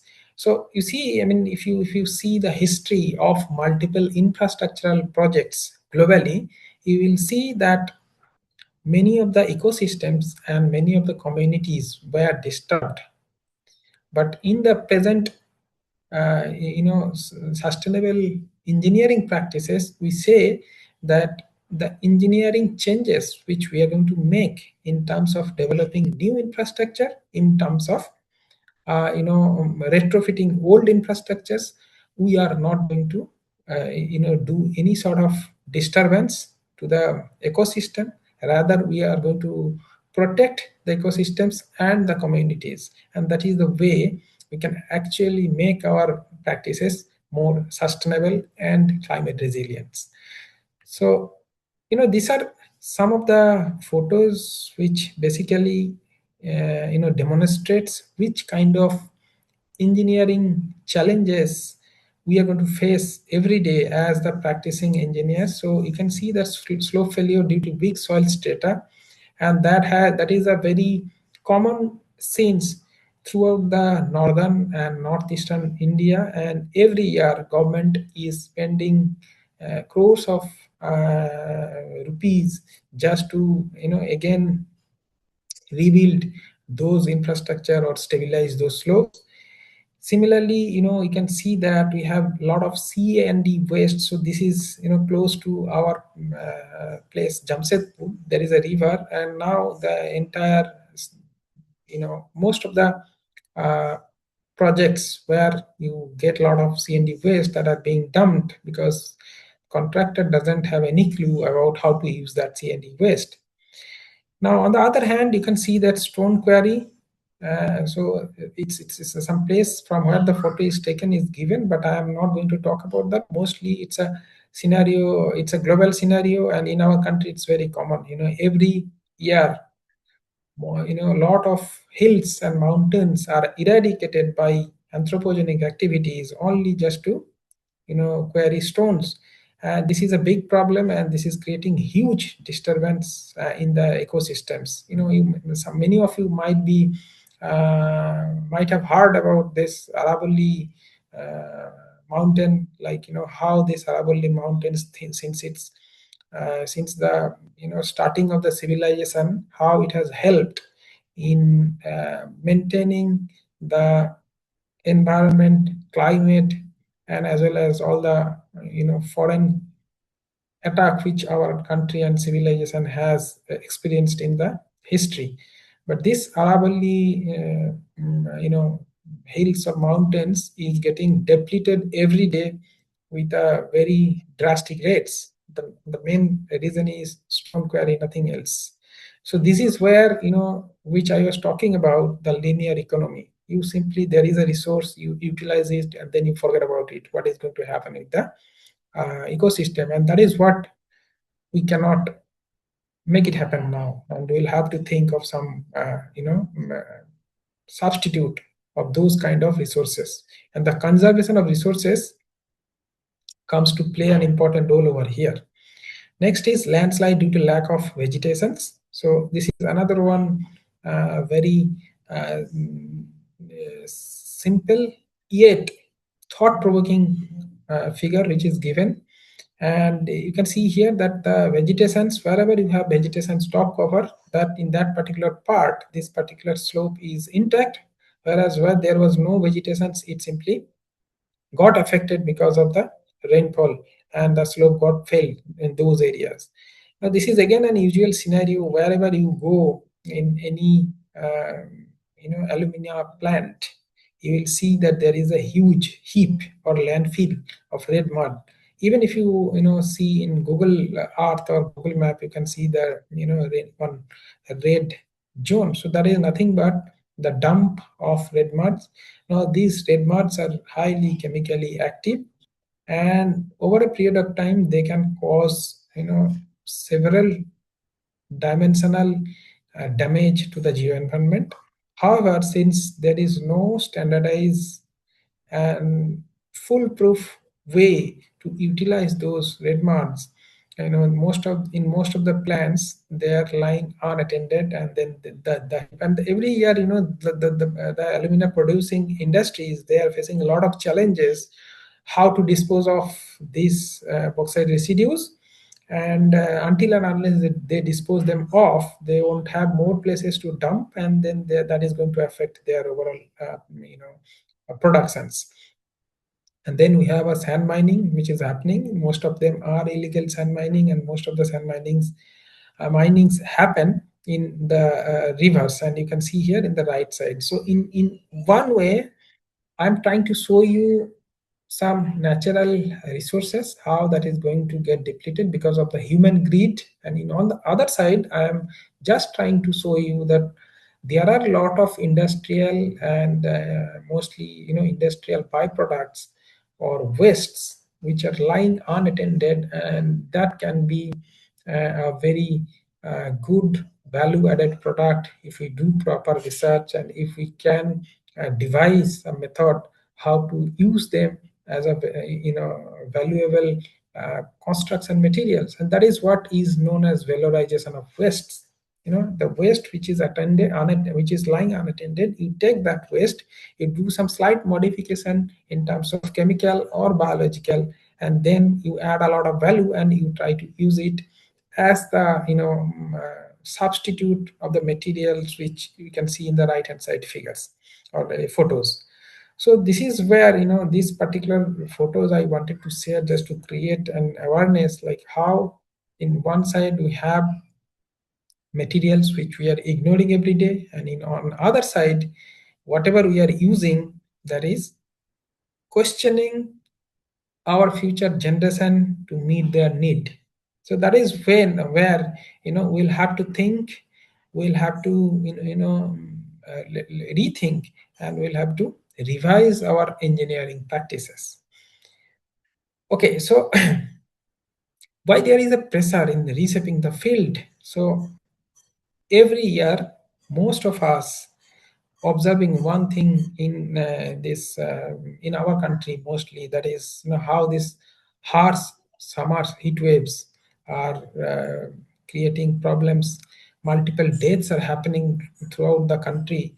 So this is basically the climate extremities which is happening. Whenever there is a flood, that will be severe flood. Whenever there is a drought, that will be a severe droughts, and cloud bursting. Multiple environmental phenomena or climatic phenomena is taking place, which earlier days used to have a pattern, but these days you don't have any pattern, and that is what is basically the effect of the climate change. On the other hand, the practice which we are doing every day in terms of engineering and developing, or maybe I'll say that last almost in last couple of decades onwards, people have started putting emphasis on the environment. Before that, it was like the more engineering practice you do, the more carbon footprint you are going to produce, or you are going to add.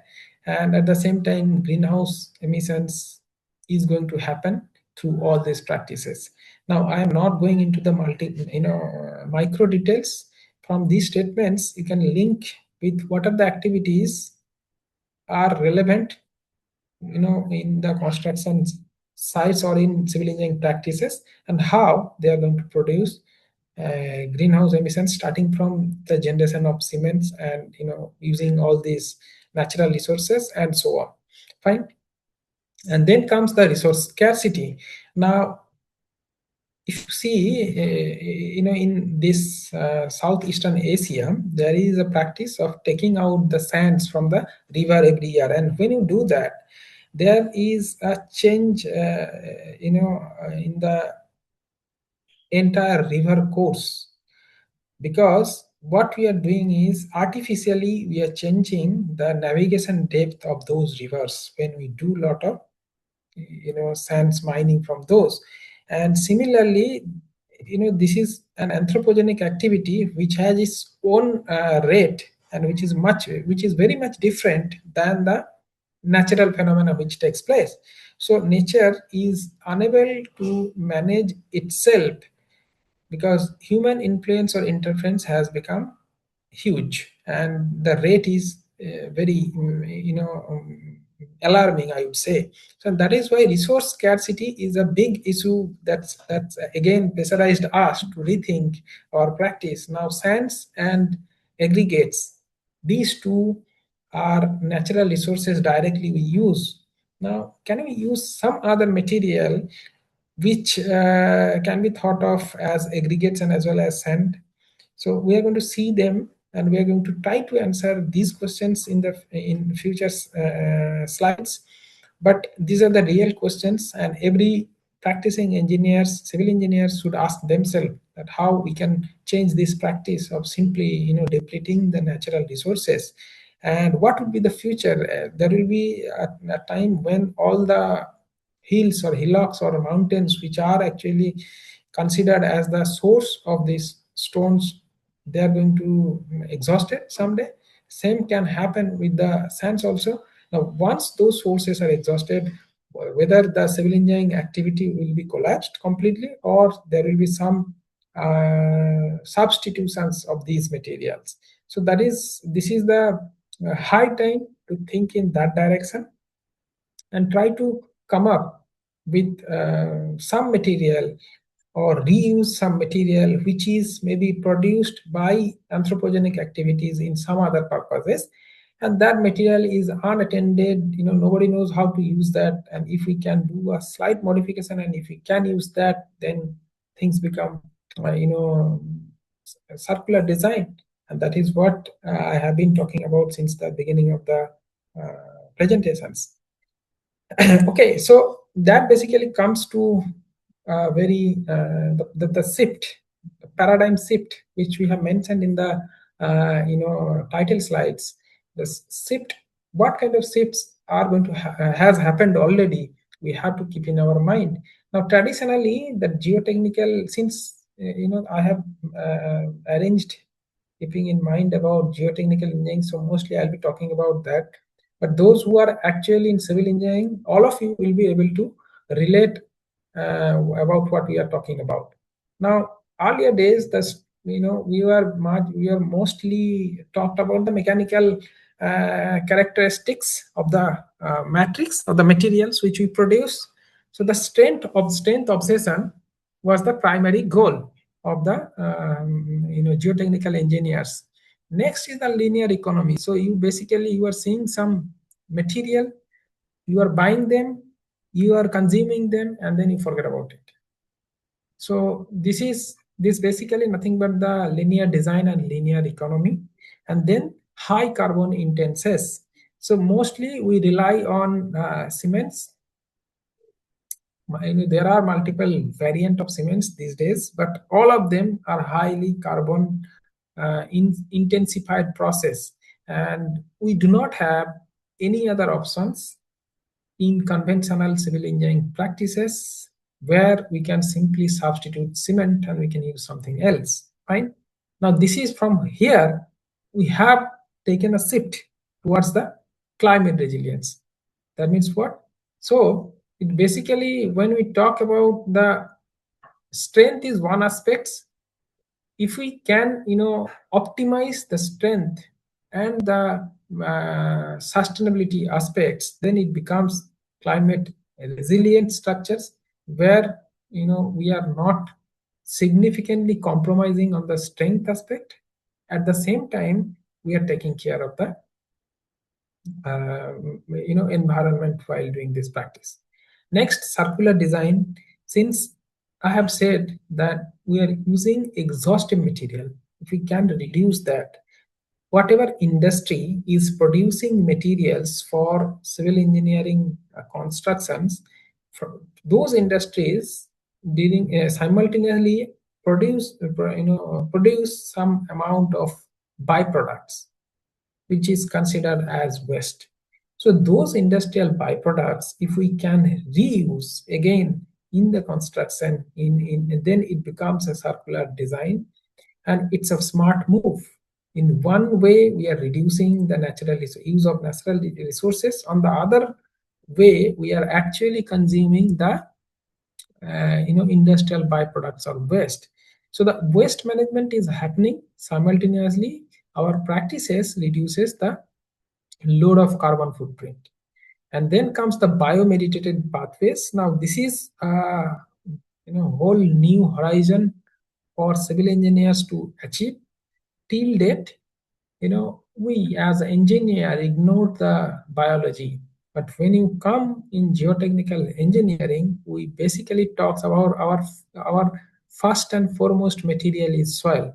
Now this soil is the house of millions of microscopic matter, and each one have astonishing potentials in altering the engineering properties of soil, which are now explored through research, and people are trying to use them not only in terms of engineering strength. There are studies, in fact, I have worked on phytoremediations, just to decontaminate contaminated soil, and those soils are contaminated with heavy metals, and we saw a very promising results in from all those research.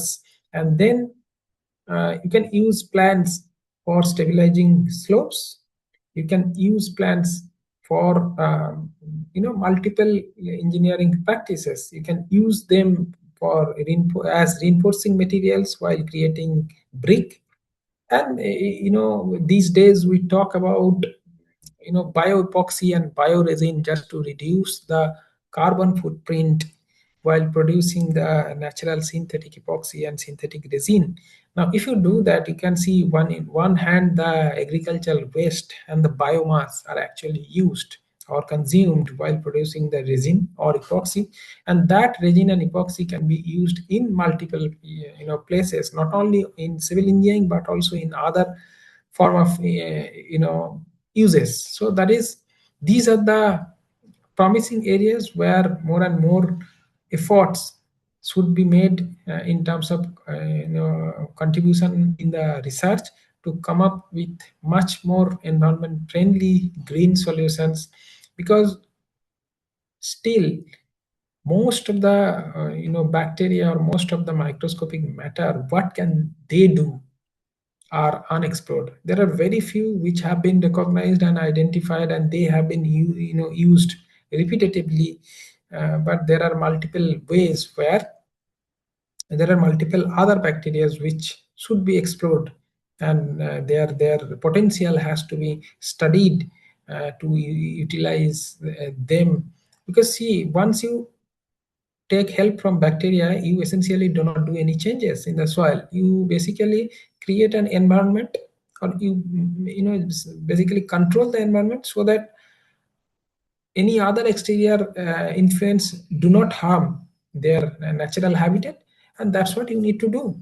In some cases, often you provide some food for their multiplications or rapid multiplications, and that much only you need to do, and then the entire things will be done under the natural process, and that is what we want in sustainable geotechnics. So use the potential of the soils, use the potential of the microscopic matters, and use the potential of the plants and the plant-based bacteria to solve the daily life engineering problems.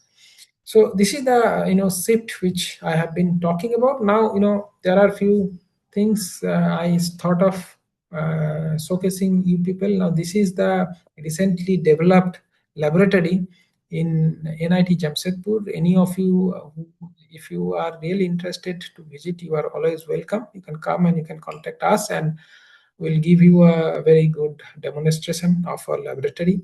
And this laboratory is basically established from funding from multiple government organizations like Ministry of Education's Ministry, and then Department of Science and Technology, and then BIS. So the projects which is now running is basically the where we are talking about bioengineering geotechnics. So the stability of slope is going to be achieved by the help of vegetations.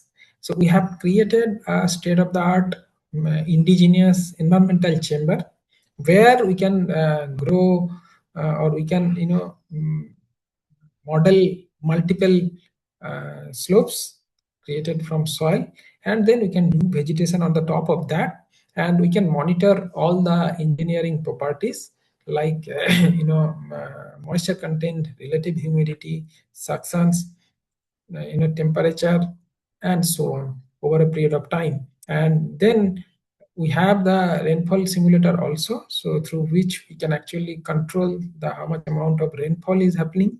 And we have these photosynthesis slides also, just to simulate the sunlight. And this is the way we have created a complete environmental chamber to understand how different type of vegetations can enhance the engineering properties of soils.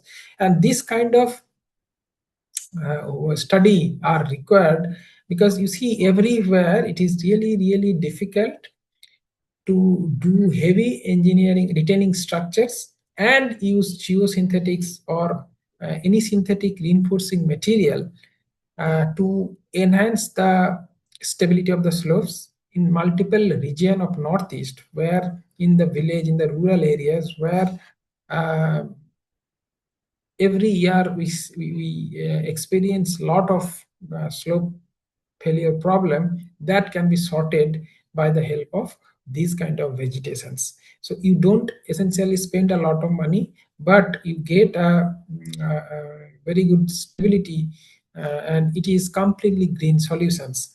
So again, this is cost effective, environment friendly, and it basically enhances biodiversity when you do multiple plantation on the slope. So it has a lot of benefit in terms of maintaining the microscopic matter characteristics within the soil. And then it also improved the aesthetics landscape part. And that is where this particular study is related to sustainability. And this can be long term. Once you do a vegetation, so you don't think much, because after one sets, that particular place will be again vegetated with that same kind of plants, and this happens naturally. So this is one project which is being run right now, and this was sponsored by Ministry of Education through STARS project. And again, this is some engineering demonstrations of what we are essentially doing. So, we have modeled before through some finite element simulation package softwares, and then there are multiple analogy by which you basically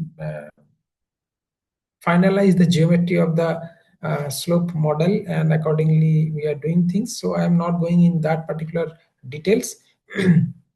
This vegetative reinforcement can be employed in multiple areas, and this vegetative reinforcements, I have already said, it's very eco-friendly.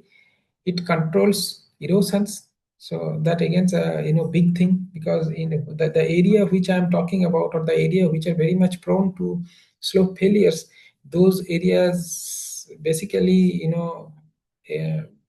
experiences a lot of precipitations or rainfall every year. Now, if you can control the erosion, nothing better than that. So through one particular solutions, you are going to address multiple problems, and that solution is green solution. So this is what is basically the sustainability aspects come into the picture, and that enhances biodiversity. So I'm not going in the details of this vegetation mechanisms and how it works.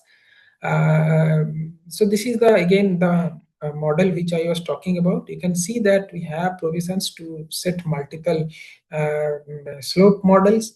Here only 2 are filled and rest 4 are not filled, because the idea is once you develop vegetations on the slope, and once you want to study the engineering properties once the roots are completely propagated, so you basically take undisturbed soil sample from one particular slope model, and then that get disturbed, so next time you cannot use it.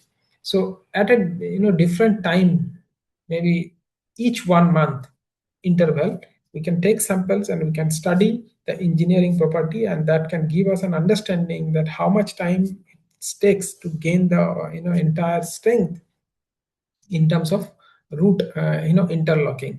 Because root propagation, once it is completed for a certain set of plants, that is when the root interlocking, the stability will be maximum, and that maximum stability, how much we're going to achieve, that is what is the main objective of this particular project. Now this is the way we are actually plant propagation we are doing within our laboratory, and once this plant is able to live over there, then we are going to deploy that plants within the slope model which we have created within the environmental chamber. Next, we're going to talk about the second aspects. So that is the thermohydromechanical characterization. So till date, we have only talked about the mechanical characterizations of soil. So now the thing is, there are multiple structures, substructures, which produces thermal energy. So that is what is known as thermoactive geostructures. Now, if I give you examples of this, there are multiple. Fine. We have geothermal energy pile. We have deep geological nuclear waste repositories. We have cross-country pipelines of crude oils. We have buried power lines, and so on. So these are the areas where the soil get experienced thermal energy apart from the mechanical energy, and this is simultaneous, and the material shows very different characteristics over a period of time. Now this is where we have created a setup where you can study the thermohydromechanical characterization. That means, in simple word, if I want to make you understand, is that we do conventional mechanical consolidation. Most of you will be aware of that fact, that we saturate a particular clay, and then we apply some axial stress from the top, and then over a period of time the expulsion of water takes place, and through that there will be a volume deformations, or there will be a reduction in the void ratio. And this is what we are going to measure in multiple ways. So this thing, once you change the load after 24 hours, or maybe for some clays even it is more than that, 48 hours or 72 hours, depending upon the mineralogy of that particular clay. I'm not going to go in that particular depth, but once we see that there is no change for that particular load, the volumetric deformation which has to take place has already been taken place, then we apply bigger load or higher load to see that again how much is going to volume deformation is going to take place. Now at this particular point, if you apply some temperature cycle on that particular soil, you can see volumetric deformations. Fine. Now that volumetric deformation is less in magnitude in comparison with the mechanical volumetric deformations, but that become very significant in some cases. For example, this particular project was sponsored by Department of Science and Technology, Government of India. So the main objective was to suggest some clay which can be used as the buffer material for geothermal waste repositories. Now, what is the job of these buffer materials? That the heat has to be whatever. So deep geothermal repositories are like whatever whatever nuclear power plant which we have, and that power plants are going to produce some waste. Now that waste, internationally, globally, that waste, when the waste is canisterized for dumping in that particular disposal site, that deep geological repositories, that canisters are supposed to have a temperature of 90 degrees centigrade, not more than that. Okay, so 70 to 90 is the range of that particular waste.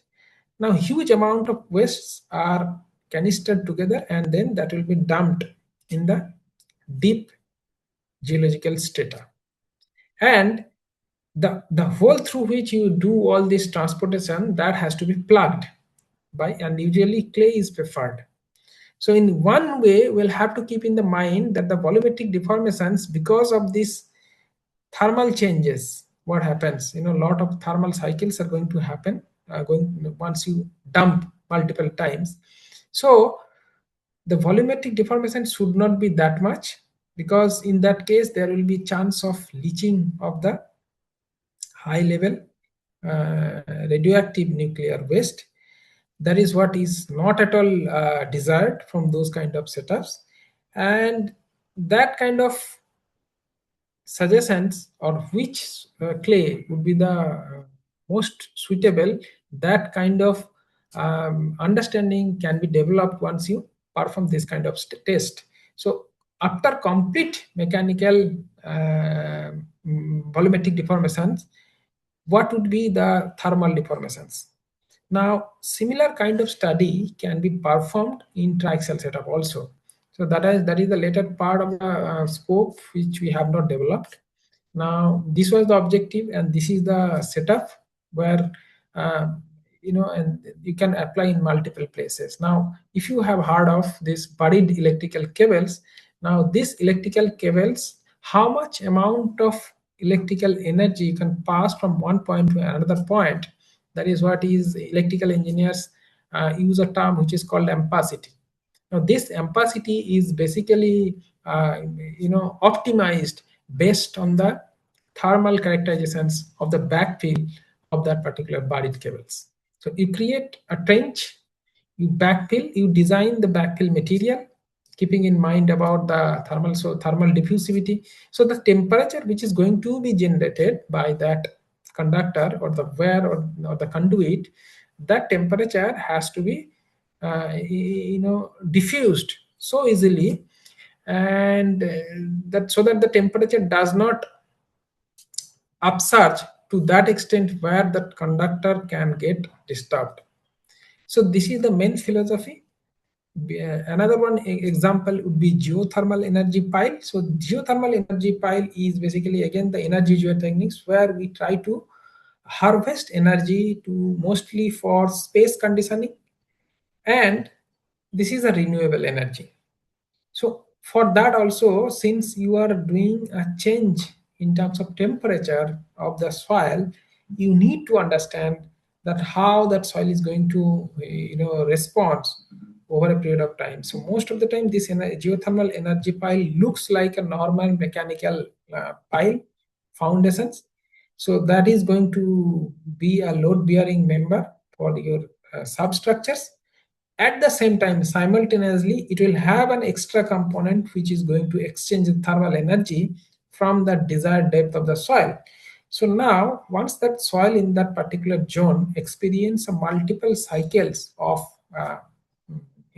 thermal energy, it can show a certain type of changes in terms of moisture content, in terms of volume, and so on. So that is why this kind of study becomes so relevant to design that kind of projects.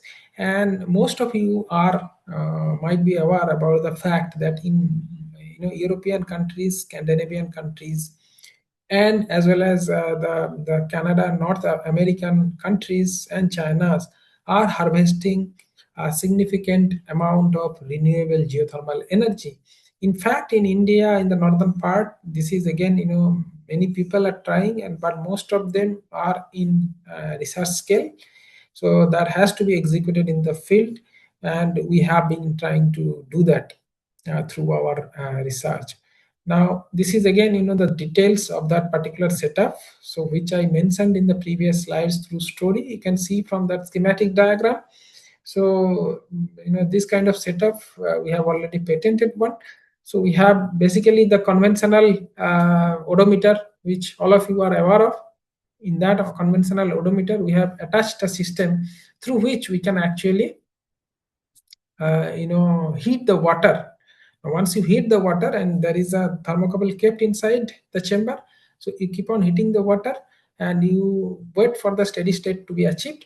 And once your particular temperature is achieved, you wait for a certain period of time to see how the clay or the soil is responding. In the right hand side, we have the pneumatic loading frame.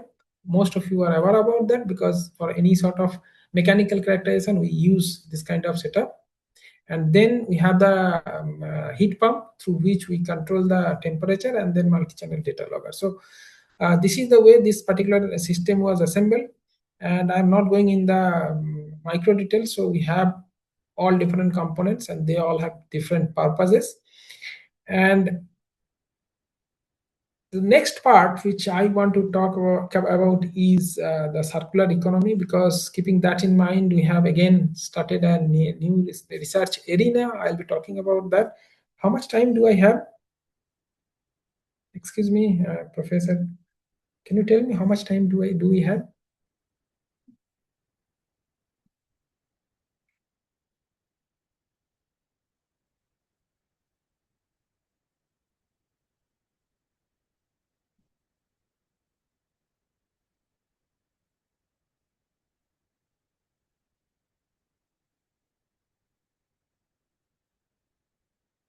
How much time do I have, or from anyone from organizer?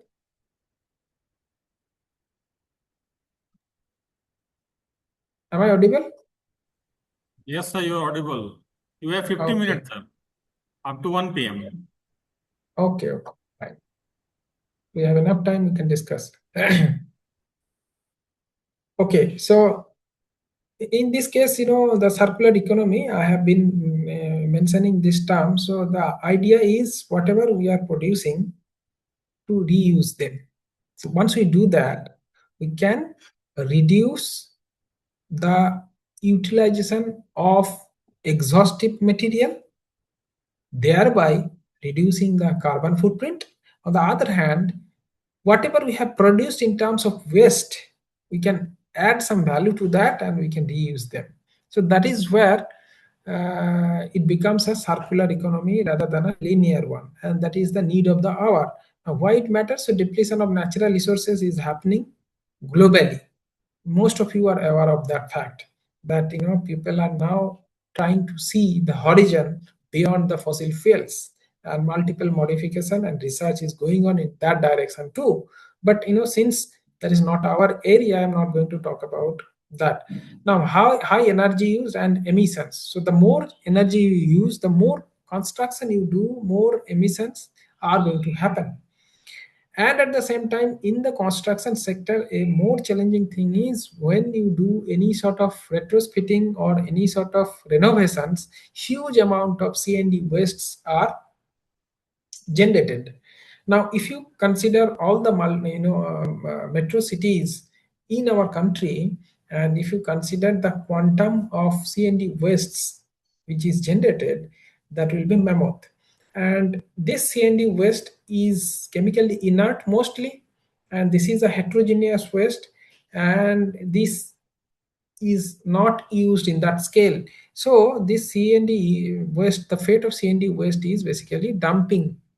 And if it is dumped in the landfill, since it is not biodegradable, it's inert, so it is going to eat up the overall volume of the landfill, thereby reducing the efficiency of the landfill practices.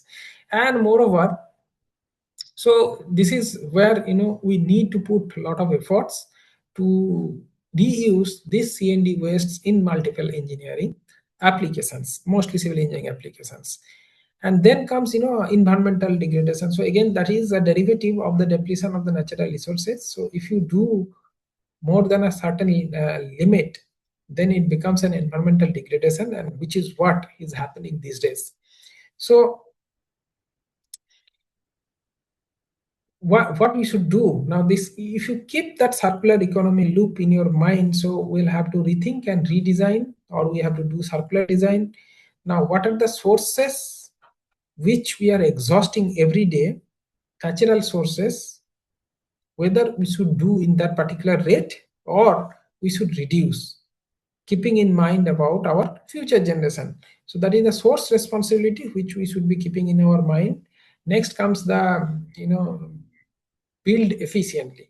Now this efficiency, whenever earlier days we used to talk about efficiency as civil engineering sense, we used to think about only financial efficiency. But the time has come where we'll have to see the global, a wholesome efficiency, where we talk about financial efficiency, we talk about the environmental efficiency. So that is and sustainability. So this is where we'll have to build efficiently, but this efficiency is not only the financial efficiency.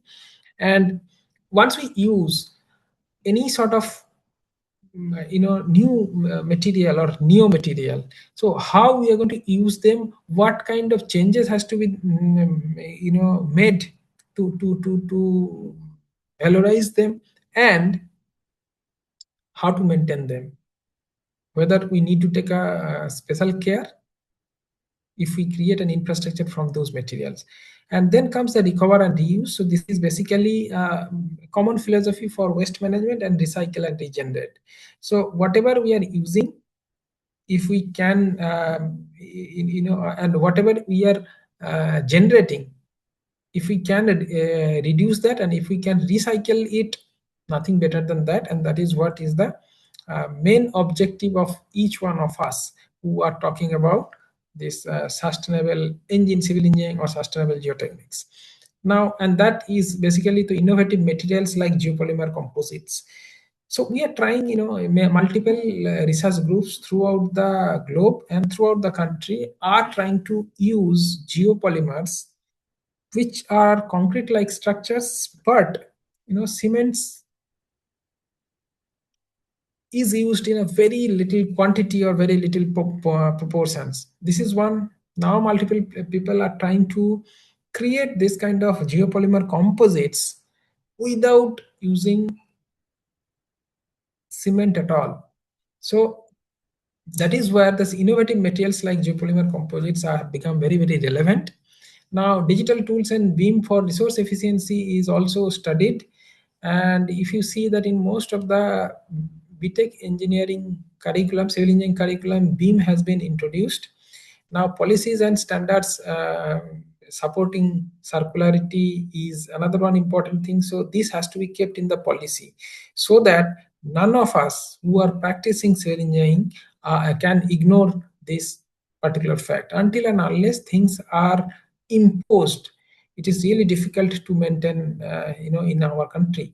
And collaboration across the value chains. So once you suppose we are going to create a new special economic zone where multiple infrastructures are going to be built, now you just collaborate with multiple industries which are already existing in the proximity of that particular area, and then you come up with a tool so that you can use their waste for your resource as the resource of your projects.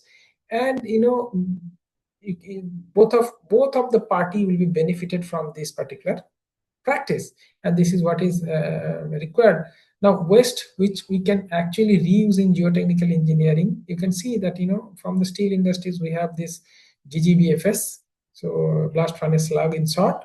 From the power plants we get fly ash, and the kind of exhaustive use of fly ash in as multiple materials in civil engineering constructions are explored, and many of you might be knowing about it.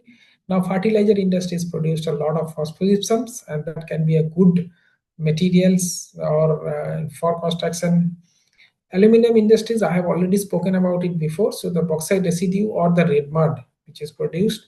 So this red mud is also used, and we have used quite a lot of red mud in producing geopolymer composites of multiple strength. And then silicon industries produce silica fumes, and copper industries produce copper slag. So mostly these are the materials. Apart from this, steel industries also produces this LD slag, another one important thing. But then LD slag has certain leaching issues over a period of time. So these days government is discouraging using LD slag for significant civil engineering structures. That can be used in some other ways. So these are the by and large, these are the materials which can be considered as the green construction material, and utilizing this we can make our practice more sustainable. Now, the utilization of sand and utilization of natural aggregates can be minimized by the help of all these wastes if we can use them meaningfully with the proper scientific research oriented scientific support. Fine. So this is the photo of multiple dump yard, like you can see red mud dump yard, then we have the phosphogypsum dump yard, and we have fly ash, we have GGBFS, and all these are actually collected in our laboratory. And C&D wastes. Now this C&D waste is really gem of a material for construction technologies or construction sector. Why? Now this can be used in multiple ways. One, we can simply separate out the aggregate. Now the C&D wastes, or a huge part of C&D waste is when we have a bitumen road and we are trying to renovate it. Then the old bitumen top course is actually scraped off. Now that becomes a waste, and that gets added to the C&D waste. And that is why if we can recycle them, if we can use that particular portion of aggregates again as the recycled aggregates, then the load on the new aggregate producing sector will be much lesser, and we can reuse this, and thereby we can take care of the nature. So this is what we have been doing, and some of the snaps which I wanted to show to all of you. So this is the production of geopolymer which we have done in our laboratory, and we have used multiple raw materials like mud, fly ash, GGBFS, phosphogypsums, and you have to use some alkali activators. So here in this case we have used the tried and tested sodium hydroxide and sodium silicate in multiple molality, and we have come up with the optimized molality, and then recently we have introduced the recycled aggregate. So the overall philosophy is, over a period of time, we do not want to use a little bit of cements in our matrix, and how much amount of stress, compressive strength which we can gain.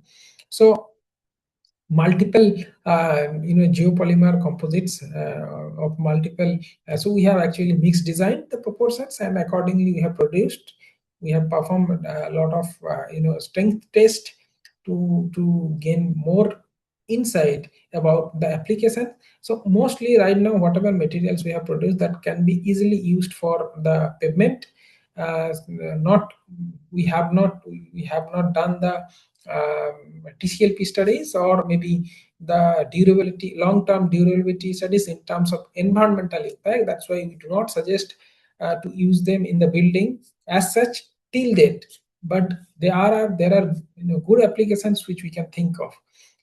So again, the another one aspects which I wanted to talk about, since we are talking about sustainable geotechniques, which people have ignored completely. Now if you see a photo of British era throughout our country, you will see we had a lot of mud house, fine, and it's a really engineering marvel, the concept of mud house.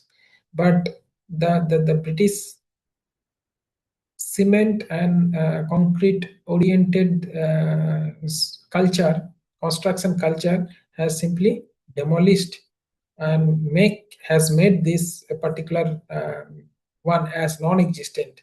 But then if we do a slight modifications, we can get a huge amount of strength from the unfired brick, and that can be of multiple use. Now the questions may come from your side, like in the era in 2026, why should we think about mud brick? What kind of changes it is going to make? Why do we think this has become history? Now the only solutions in summer which we have is just to run AC 24 hours in our home. Make one-story building which is having ceiling height of 9 feet, 9 to 9.5 feet, and then buy an AC, install it, and run it. And every year, I do not know how many of you have actually stand beside the outer unit of a split AC in a summer evening for maybe 5 minutes. You'll be able to realize that how much amount of warm, heating, what it is doing to the atmosphere. And thereby what we are doing is, for localized comfort, we are actually increasing the temperature, or we are actually contributing to the global warming. And that is why in each summer we are going to get more and more heat waves, and the temperature is rising. And as soon as this temperature rises to 52 degree, all the AC which we have procured, they are going to stop working, because the compressor which are attached to all these ACs, they are designed to work up to 52 degree. I think most you will see that in your AC, that most of the ACs are so earlier days also we had summer, and I do not know how many of you are that fortunate to live in a mud house or a mud architecture during summer and experience what kind of soothing temperature it can give you. So this is the prime reason why in 2026 we have again taken this initiative to develop an engineered unfired clay brick. We in short we say, or unfired earthen material. So UEM or UCB we say in short. So basically we tweak the materials. So apart from soil, we use sometimes some CND, pulverized CND waste in multiple proportions and in multiple fineness. We use straw. We can use some other material as reinforcing material, and we are now introducing using bioresin. Now, same frame structure where the exterior walls were made up of brick produced from cement. If we can replace them, there will be a huge difference in the inside temperature. See, one way it is going to reduce, or it is going to increase the comfort within. It will make more thermally insulated, and at the same time the energy which is required to do the space conditioning will be much lesser. And apart from that, another one very important material is bamboo. I do not know how many of you are aware of that this fact that China has established an university on bamboo. So they have simply named it as University of Bamboo in some places, and they are doing all sort of research on bamboo. Now, the most contemporary outcome of that particular research is that they are basically replacing the this steel, which we use in RCC, and they are putting bamboo. They have sliced those bamboos and they are using it because it has enough huge amount of tensile strength, and they have been working it. So this is what is actually sustainable engineering means. And we have recently introduced bioresin bioepoxy to again enhance the compressive strength of this brick, and as well as make them more less water vulnerable, or they are not going to they will be inert in exterior water stimulations. Let's say there are two type of things which we actually perform in our laboratory. One is the water absorption test. Since these are unfired brick, they don't show very promising results in water absorption test, where you basically submerge the or partially or fully submerge the entire unfired clay brick.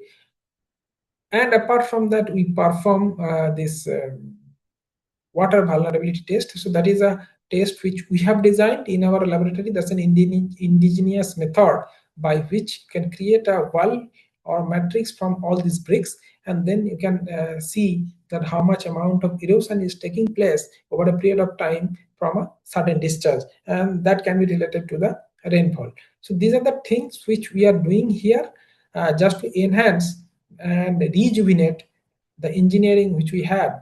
And many of you, if you go to the village and you see the mud brick or mud house or mud architecture throughout the country, you will see that there are houses, civil engineering structures which are 100 years, 150 years old, and they are doing very good.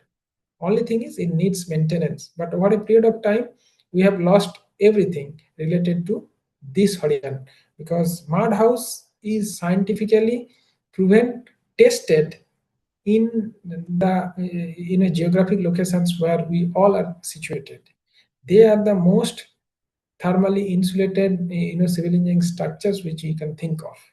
Only one ceiling fan would be more than enough to simply encounter the summer which we are experiencing every year.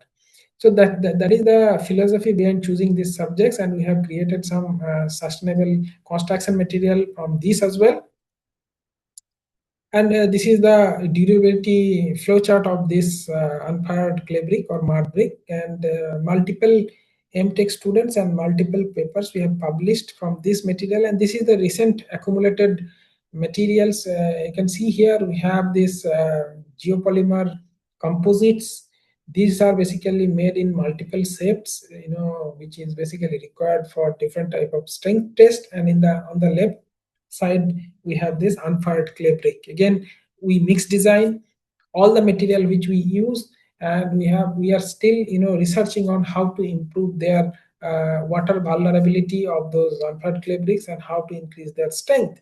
So in terms of carbon footprint or CO2 emissions, it's basically negligible when you talk about unfired clay bricks. Now, apart from that, what we are doing is, if we use C&D waste, if we use bioresin or bioepoxy, that basically, in one way we are utilizing the waste.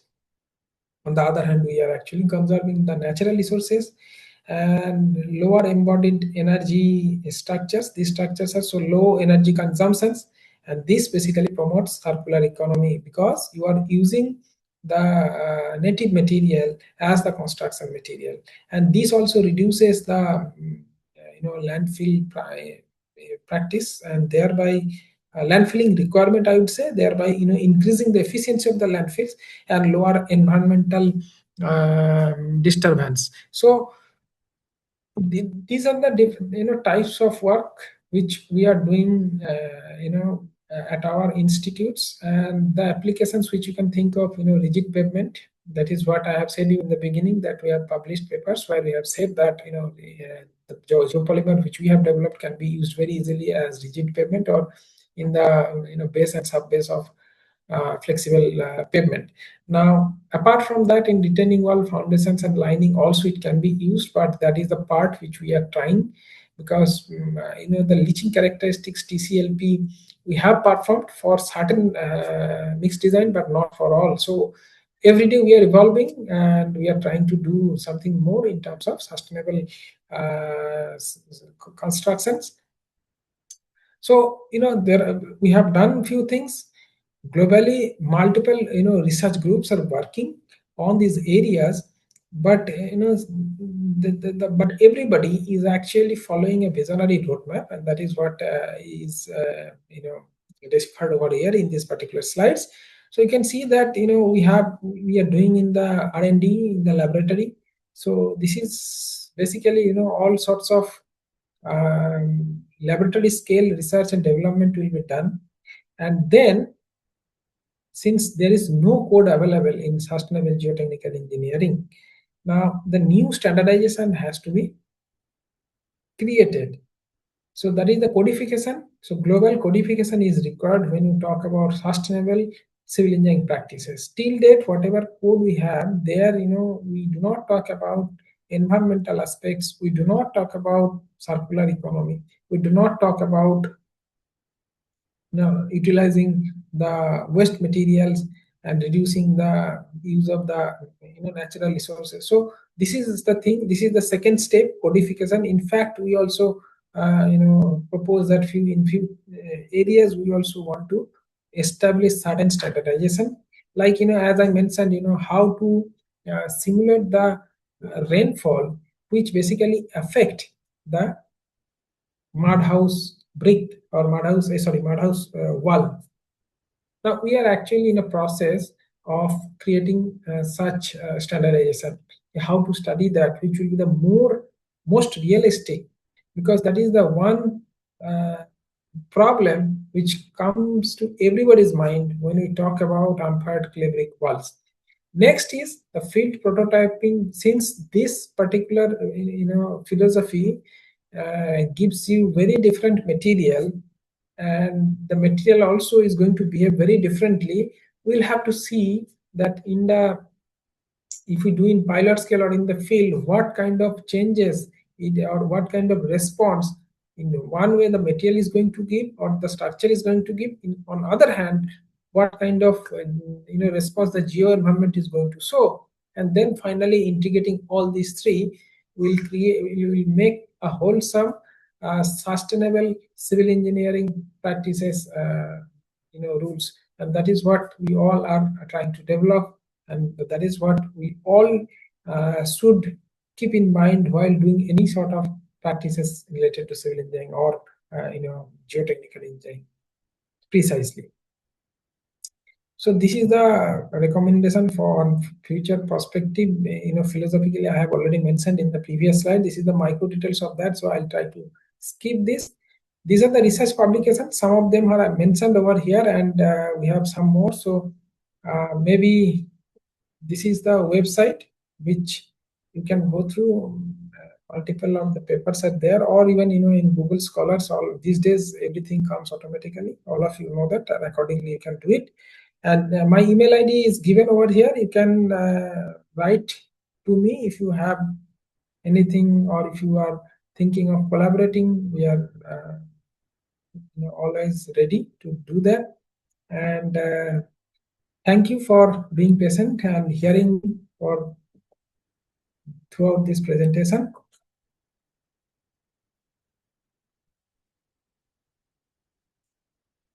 Now, if you have any questions, maybe.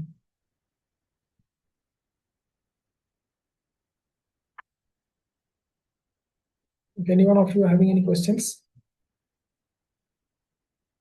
please ask.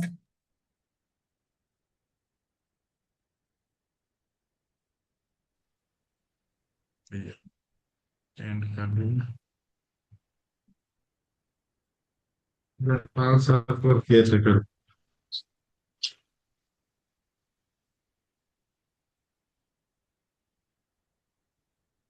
Questions. So I would like to truly wish to show and extend our heartfelt gratitude for your wonderful presentation and truly valued insights, sir.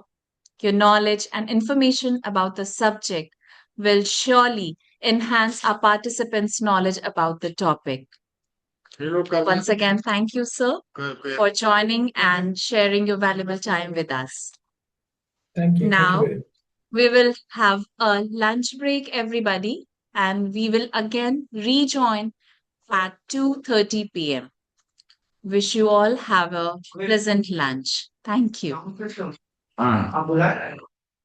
look up for hostel.